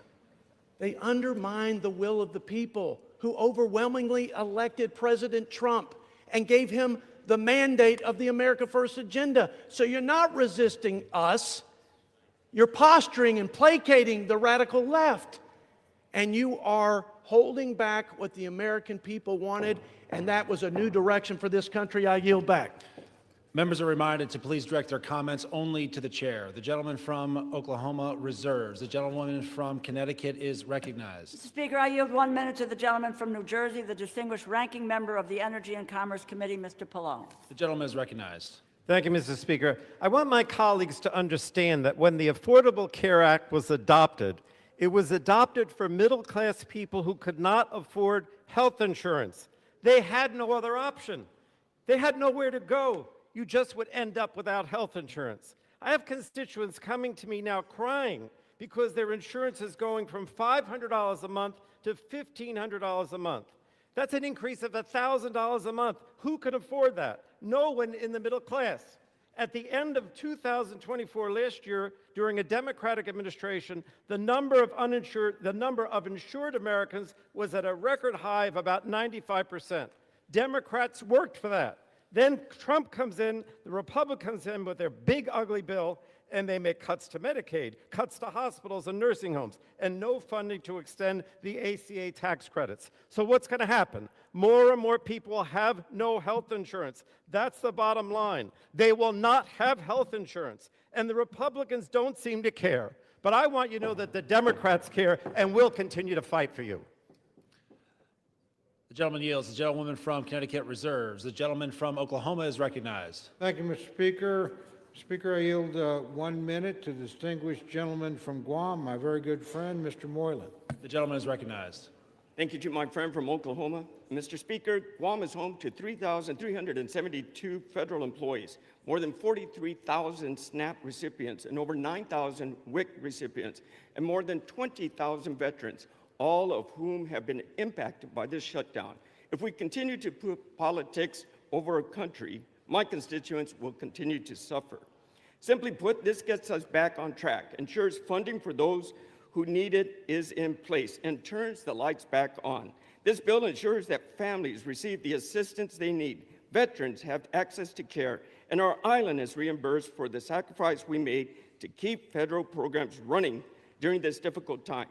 I urge my colleagues to support this bill and to deliver for American people. The time for deliberation is when the government is open and people have the assistance they need. I reserve. The gentleman yields. The gentleman from Oklahoma reserves. The gentlewoman from Connecticut is recognized. Mr. Speaker, I yield 1 minute to the gentleman from Massachusetts, the distinguished ranking member of the Ways and Means Committee, Mr. Neal. The gentleman is recognized. Thank the gentlelady. Mr. Speaker, the destruction that is taking place in America's healthcare system during these 10 months is unbelievable. They've eviscerated the National Institutes of Health. They've cut back on the Centers for Disease Control, billions of dollars from Medicaid for a tax cut for the wealthy. Where do you see what's coming to America's hospitals after the next election? It's so contrived they waited until after the election to implement it. 24 million people are likely to lose health insurance if we don't implement these tax credits as suggested. The emergency room is going to be back in full force now because this is where people will go for their health care. All of this is taking place to justify a tax cut for people at the very top. And here's the real kicker. Our Republican colleagues of fiscal probity borrowed the money for the tax cuts. In 2017, it's $2.4 trillion. In the last tax bill, almost $4 trillion is borrowed for a tax cut for wealthy people. Whatever happened to the fiscal soundness that the Republican Party used to lecture everybody on? And I yield back the balance of my time. The gentleman yields. The gentlewoman from Connecticut reserves. The gentleman from Oklahoma is recognized. Thank you very much, Mr. Speaker. Mr. Speaker, I yield 1 minute to my very good friend, the distinguished gentleman from Pennsylvania, Mr. Muser. The gentleman is recognized. Thank Chairman Cole for his leadership. Mr. Speaker, if this were a library, we would have the fiction side over there and the nonfiction side over here. The only thing that's not fiction, however, is their consistent criticism of the healthcare system known as Obamacare that they created. That's what this fight seems to be about. And that's the one end of things that is truthful. Today, Mr. Speaker, after 6 weeks of no pain, or excuse me, lots of pain and no gain, they're going to vote again to keep the government closed. They're going to vote again. They're whipping their votes so they would not be paying federal workers, they won't be funding essential programs like SNAP, and undo the chaos at our airports. Okay, I spent the last 43 days in my district talking with these groups, talking with SNAP, talking with Head Start, seeing their pain, realizing it, understanding it. Some of my colleagues did the same, but shockingly, They're still going to vote to keep the government closed and keep this funding from being delivered. It's time to fix the damage the Democrats have caused.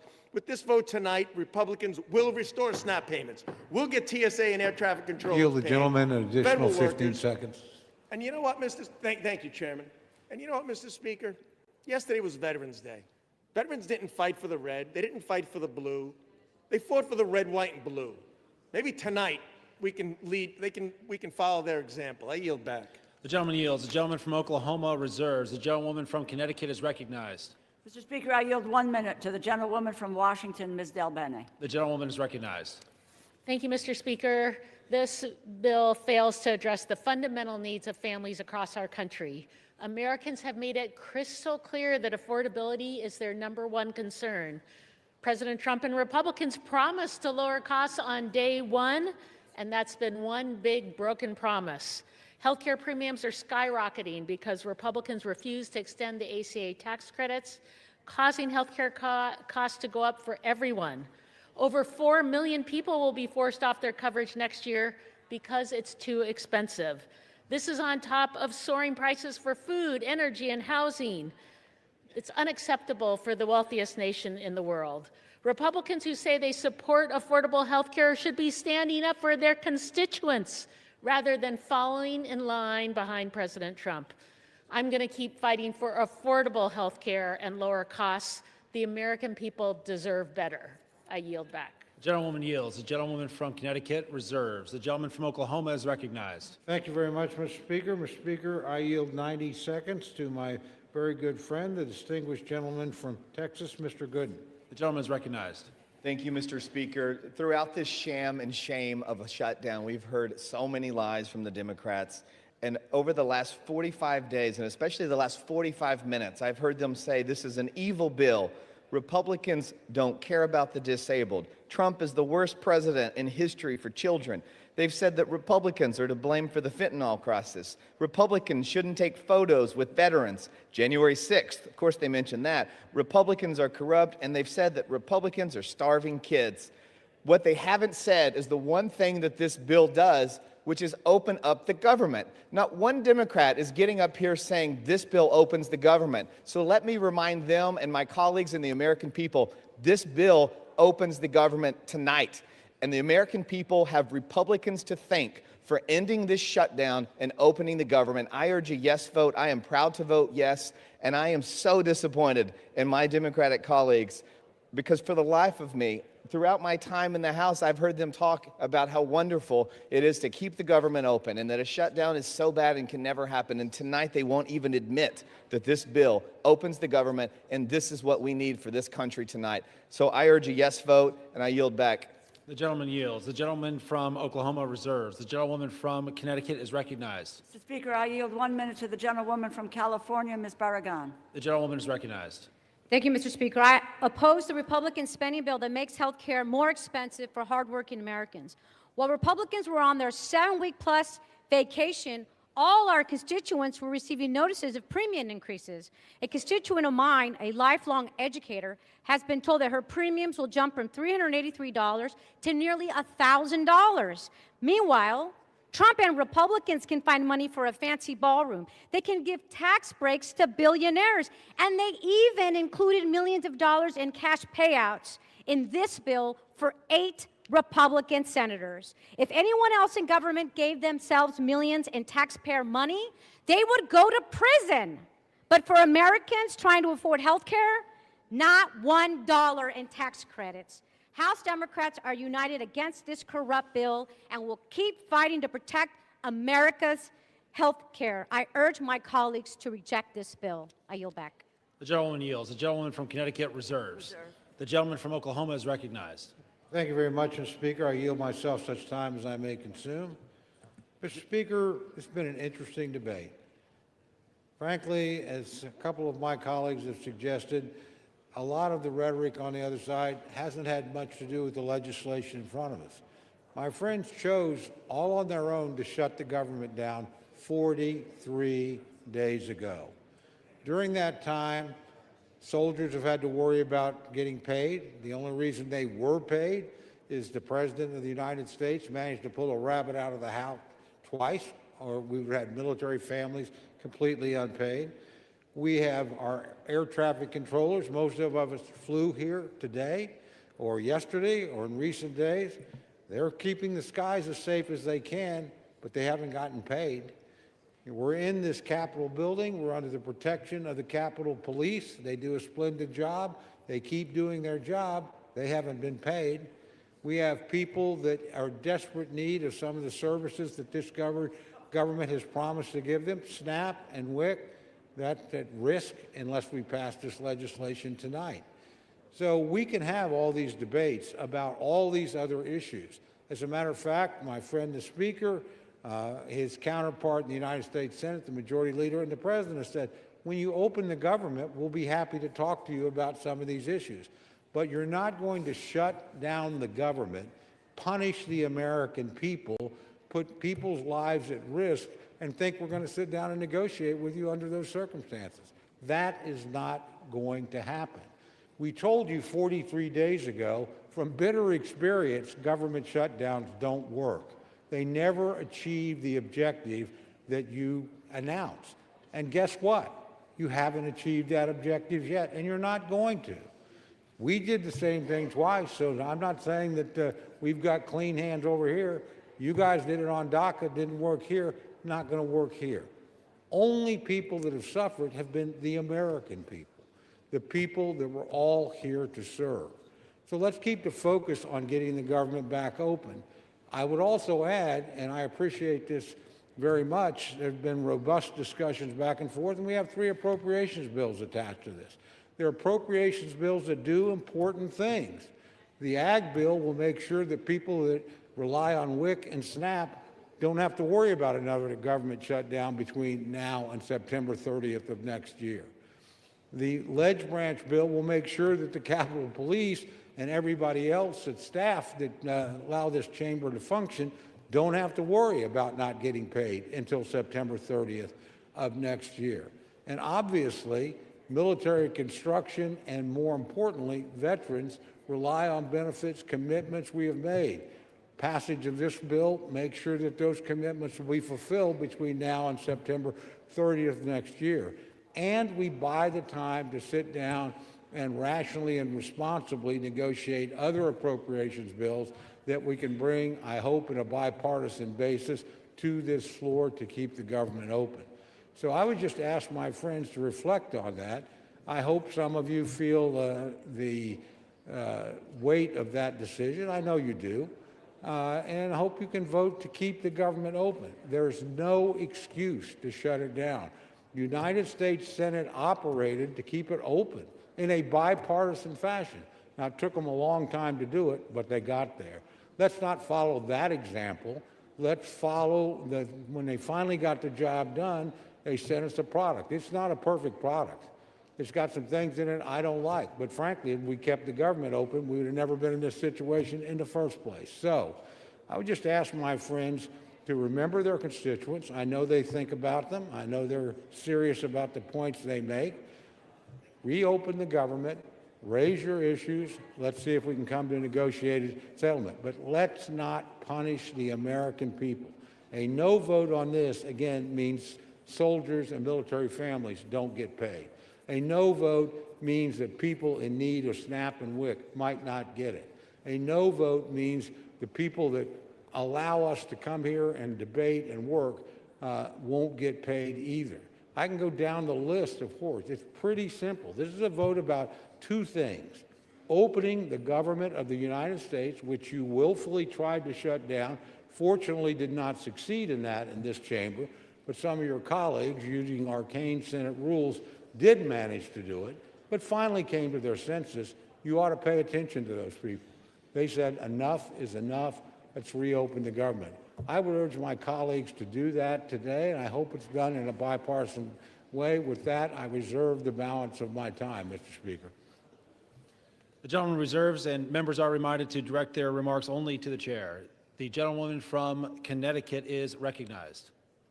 Mr. Speaker, I yield 3 minutes to the gentlewoman from Massachusetts, the distinguished Democratic whip, Ms. Clark. The gentlewoman is recognized. Thank you. Donald Trump said the cost of living crisis is fake news. a con job by the Democrats. Mr. Speaker, 60% of Americans can't afford a basic quality of life. 45% have had to skip a doctor's appointment or a prescription because they can't afford it. 41% are living with medical debt. The American people are simply not making it. Not only is that crisis real, it is a crisis that Republicans promised to solve. Voters believe them. And now, after a 54-day hiatus, what are Republicans doing? They're voting to raise the cost of living. They're voting to make it even harder to get by. Not by some marginal amount. They are doubling, tripling, and quadrupling monthly premiums. And what's the defense? They are looking people in the eye and flat out gaslighting them. Costs aren't up, costs are down. Trump says, I don't want to hear about the affordability. Well, get used to hearing about it. You're going to hear about it a lot because people are feeling it every single day. People can't make rent. They can't afford their prescriptions. They can't afford to take their kid to a doctor. They can't find childcare, and when they find it, they can't afford that either. Grocery and utility bills are spiking. This is the crisis of our time, and it's about to get exponentially worse because the GOP's craven allegiance to billionaires over working people. The cost of living crisis is not fake news. It's not a perception issue. It is daily life for the people that we all represent. So let's do something about it. Let's reject this budget. Let's stop the healthcare cuts. Let's stop the premium hikes. Let's stop the hospital closures. And let's stop the billionaire giveaways. I yield back. The gentlewoman yields. The gentlewoman from Connecticut reserves. The gentleman from Oklahoma is recognized. Thank you, Mr. Speaker. I reserve. The gentleman reserves. The gentlewoman from Connecticut is recognized. Mr. Speaker, this bill fails to prevent health care costs from skyrocketing. It fails to address the crisis of affordability. It fails to keep our promise to veterans. It provides a $1 million jackpot to 8 senators. It fails to protect Congress's power of the purse. I encourage my colleagues to vote no, and I have the honor of yielding 1 minute to the gentleman from New York, our distinguished Democratic leader, Mr. Hakeem Jeffries. The gentleman is recognized. Thank you, Mr. Speaker, and I thank the distinguished gentlelady, the top Democrat on the House Appropriations Committee, for yielding and for her steadfast leadership on behalf of working families, hard-working American taxpayers in the great state of Connecticut and all across America. Mr. Speaker, I rise today in strong opposition to this woefully inadequate spending bill that fails to decisively address the Republican health care crisis and fails to extend the Affordable Care Act tax credits for tens of millions of Americans.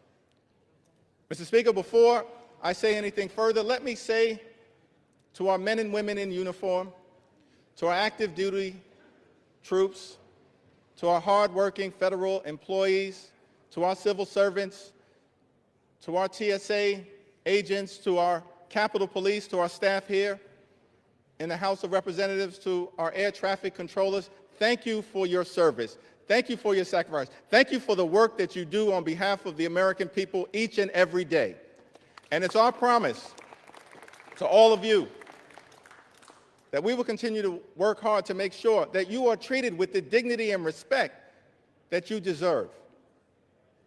In a year in which the Trump administration has gone after hardworking federal employees relentlessly, including firing more than 200,000 federal employees prior to the start of the Trump Republican shutdown. Republicans control the House, the Senate, and the presidency. Donald Trump and Republicans made the decision to shut the government down, the longest shutdown in American history. Would rather do that than provide health care that's affordable to working class Americans, middle class Americans, and hardworking American taxpayers. All across the country, I'm certain that there are people in America asking the question, where do we go from here? House Democrats have a simple answer. We will continue to fight to lower the high cost of living. House Democrats will continue to fight to address the health care crisis that Republicans have created. And House Democrats will continue to fight to extend the Affordable Care Act tax credits for tens of millions of Americans. This fight is not over. We're just getting started. We'll fight today. We'll fight tomorrow. We'll fight this week. We'll fight next week. We'll fight this month. We'll fight next month. We'll fight until we win this battle for the American people. That's our commitment as House Democrats. And there's only two ways that this fight will end. Only two ways, Mr. Speaker, that this fight will end. Either Republicans finally decide to extend the Affordable Care Act tax credits this year, or the American people will throw Republicans out of their jobs next year and end the speakership of Donald J. Trump once and for all. That's how this fight ends. Mr. Speaker, during this painful Trump-Republican shutdown, what we've seen is two different philosophies in terms of how to govern for the American people. The Democratic Party philosophy is clear. We are ready, willing, and able to find bipartisan common ground anytime, any place, to enact spending agreements that actually make life better for the American people.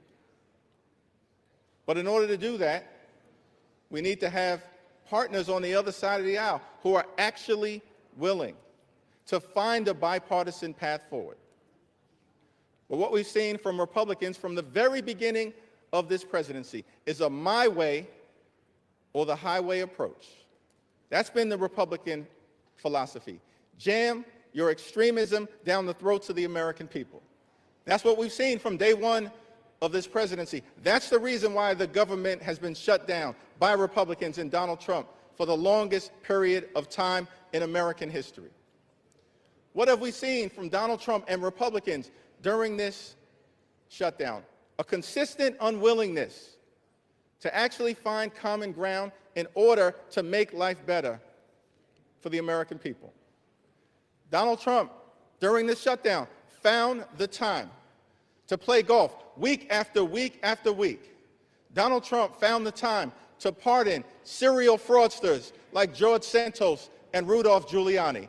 Donald Trump found the time to meet with the Chinese Communist Party. Donald Trump found the time to destroy the East Wing of the White House. Donald Trump found the time to extort $230 million from the Department of Justice so he could line his pockets. Donald Trump found the time to bail out Argentina with $40 billion. Donald Trump found the time to rip away SNAP benefits from 42 million Americans. Mr. Speaker, these extremists are not like us. They're not like us. They have zero interest in fighting hard to make life better for the American people. Their philosophy, my way or the highway, our response, get lost. We're going to continue to fight hard on behalf of the American people. In the midst of a health care crisis and a cost of living crisis that is very real, despite what Donald Trump, the leader of the Republican Party, has to say. He claims there is no affordability crisis in the United States of America. But why would anyone believe anything that Donald Trump or Republicans have to say on this issue? Because throughout 2024, before the election, Republicans in the House and in the Senate and Donald Trump on the campaign trail spent all of their time saying that costs were going to go down on day one. But costs haven't gone down. Republicans haven't done a damn thing to lower the high cost of living. Costs haven't gone down in this country. Costs have gone up. Inflation is on the way up. Housing costs out of control. Grocery costs, out of control. Electricity bills, out of control. Healthcare costs, skyrocketing, out of control.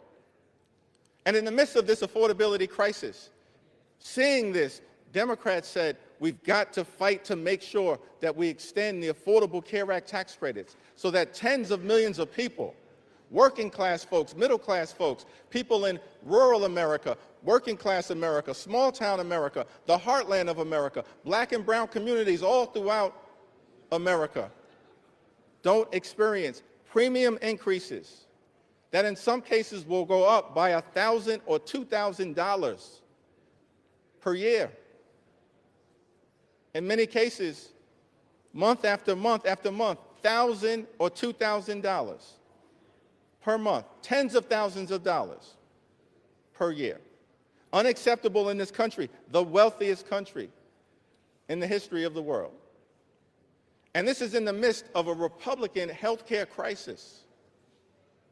Republicans enacted the largest cut to Medicaid in American history, ripped health insurance away from 14 million Americans. As a result of Republican policies, hospitals, nursing homes, and community-based health centers are closing all across America, including in rural parts of this great country of ours. And now, because of Republican refusal to extend the Affordable Care Act tax credits, tens of millions of Americans are at risk of being unable to afford to go see a doctor when they need one. In this country, the wealthiest country in the history of the world, it can't be the case that health care is simply a privilege for the wealthy, the well-off, and the well-connected. Mr. Speaker, that's the Republican perspective. We believe as Democrats that health care has to be a right, and a right that's affordable and available to every single American in the United States. That's what this fight is all about. And that's what the fight will continue to be about as we move forward. Many of my Republican colleagues have suggested that they want to deal with the health care affordability issue, that they want to address the Republican health care crisis that's devastating people all across this country. Well, we have an opportunity for you to do so. There's a discharge petition connected to legislation that House Democrats have introduced to extend the Affordable Care Act tax credits for 3 years, because we believe that working class Americans, middle class Americans, and everyday Americans deserve the same level of certainty that Republicans always provide to the wealthy, the well-off, and their well-connected donors. Working class Americans deserve that level of certainty. So join us in extending the Affordable Care Act tax credits. It's not too late. We're in the midst of open enrollment, but the tax credits expire on December 31st. And we will stay on this issue until we get this issue resolved for everyday Americans. Mr. Speaker, as I close, I've had the opportunity, as many of us do, to serve in the United States Congress with legendary figures, too numerous to mention. Legendary members, of course, Speaker Emerita Nancy Pelosi, Steny Hoyer, the great Jim Clyburn, Maxine Waters, Elijah Cummings, Charlie Rangel, our own Marcy Kaptur, the longest-serving woman in the history of the United States House of Representatives. We've all had the opportunity to serve with legendary members, John Dingell, too numerous to mention. But one can't call that role without calling the name of the great John Lewis. I had the distinct honor of serving with John Lewis for several terms. Many of us here in the House of Representatives did. I'll never forget, on my first day in the Congress, I had the opportunity to meet John Lewis for the first time in person. And he called me over to see him on the House floor, and he just asked me a simple question. He said, "Are you the new guy?" And I said, "Yes, sir, Mr. Lewis, I am." And he said, well, we're colleagues now. You don't have to call me Mr. Lewis. You can call me John. I said, yes, sir, Mr. Lewis, I understand. And then he said to me, you're from Brooklyn, right? Now, Mr. Speaker, I got to be honest, I was tempted to say, Brooklyn is always in the house. But instead, since my mother raised me with some sense, Lenita Jeffries, I said, yes, sir, I'm from Brooklyn. And then he said something to me that I've never forgotten. He said, well, I hear some positive things about you from your predecessor, but Washington, D.C., young man, can be a rough place. So I don't want you to get into any trouble unless it's good trouble. And I just wanted to stop by on the House floor to make sure it was clear to the American people that the spirit of John Lewis lives amongst House Democrats, and we will continue to get into good trouble to make their life better. That's our commitment to every single American all across this country, from this day and for every day moving forward. And it was John Lewis who said to us that ours is not the struggle of one day, 1 week, or 1 year. Ours is the struggle of a lifetime, and maybe even many lifetimes. And each one of us in every generation must do our part. Mr. Lewis, we love you. We were blessed by our opportunity to serve with you, and House Democrats are here to do our part. We're in this fight until we win this fight for the American people. I yield back.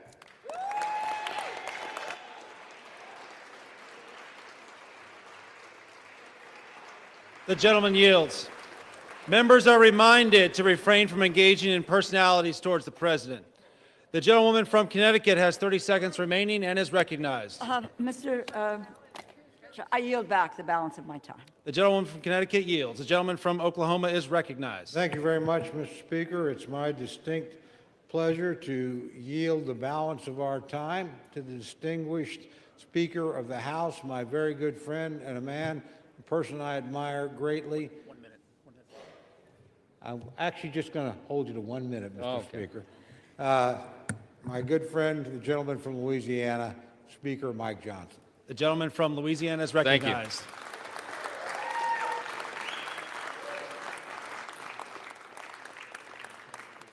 I want to thank my friend Chairman Cole's done an extraordinary job in this process. And Mr. Speaker, we all know why we're here. House Democrats voted to shut the government down. It was 54 days ago when we had that vote, September 19th. And since that time, Senate Democrats have voted 14 times to close the government.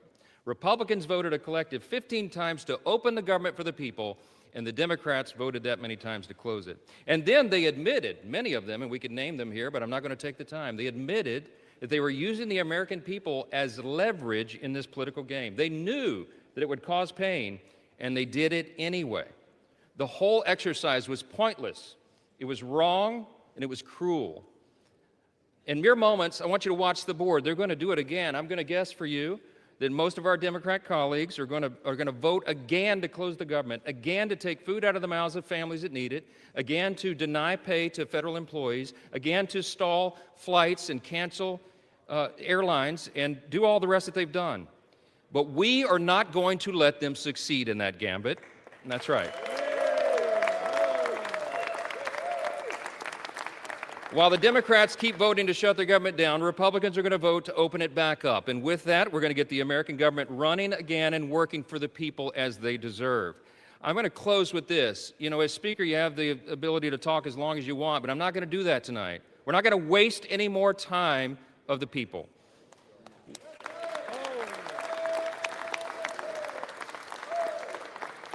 I'm just going to say this. I think that everybody needs to remember this one simple thing.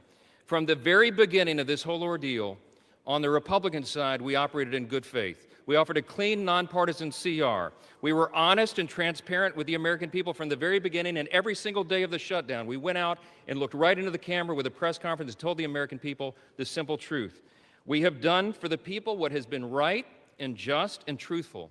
And in the end, that is what God honors always. Don't forget it. We need to get this government open as soon as possible, and I'm going to yield back the remainder of my time so we can do that. The American people demand it and deserve it. My friends, let's get this done. Thank you. I yield back.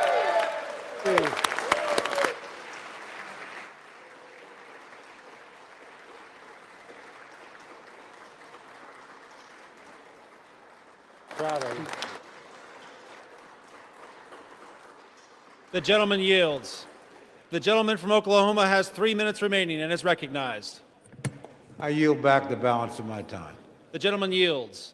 All time for debate has expired. Pursuant to House Resolution 873, the previous question is ordered. The question is on the motion by the gentleman from Oklahoma, Mr. Cole. All those in favor say aye. All those opposed say no. In the opinion of the chairs, the ayes have it. For what purpose does the gentleman from Connecticut Mr. stand? Speaker, I request the yeas and nays. The yeas and nays are requested. Those favoring a vote by the yeas and nays will rise. A sufficient number having risen, the yeas and nays are ordered. Members will record their votes by electronic device. This is a 15-minute vote.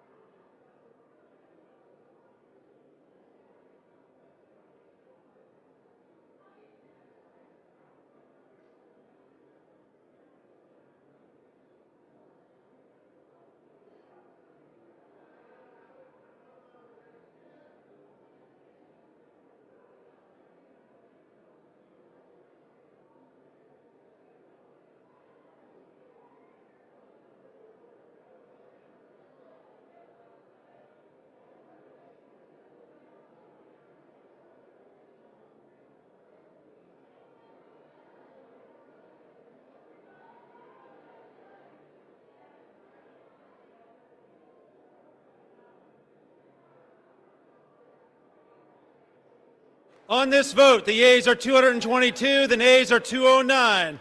The bill is passed. The motion is adopted.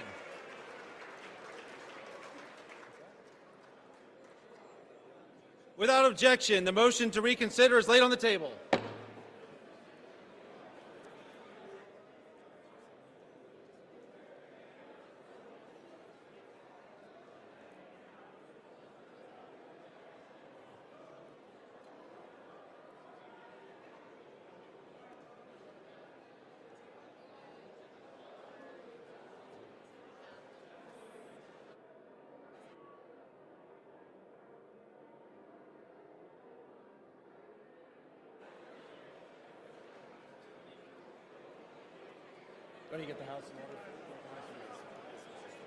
The chair lays before the House a communication. The Honorable the Speaker, House of Representatives, sir. I respectfully request to be relieved from assignments to the House Armed Services Committee and the House Select Committee on Competition between the United States and the Chinese Communist Party, effective immediately.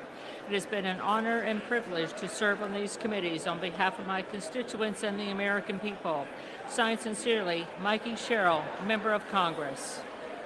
Without objection, the resignation is accepted.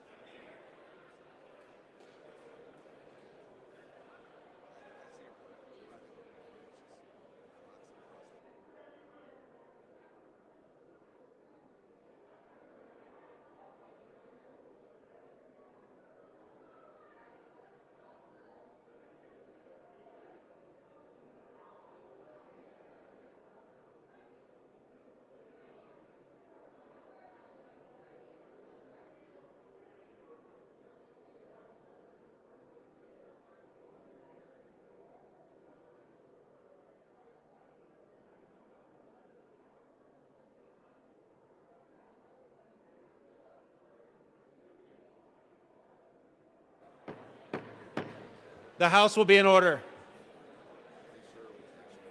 Yeah. Shh. The House will be in order.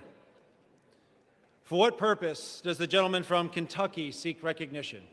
Mr. Speaker, I offer a privileged resolution and ask for its immediate consideration. The clerk will report the resolution. House Resolution 874, resolved that the House has heard with profound sorrow of the death of the Honorable Richard B. Cheney, a former Vice President of the United States of America. Resolved that the clerk communicate these resolutions to the Senate and transmit a copy thereof to the family of the deceased. Resolved that when the House adjourns today, it adjourn as a further mark of respect to the memory of the deceased. Without objection, the resolution is agreed to and the motion to reconsider is laid on the table.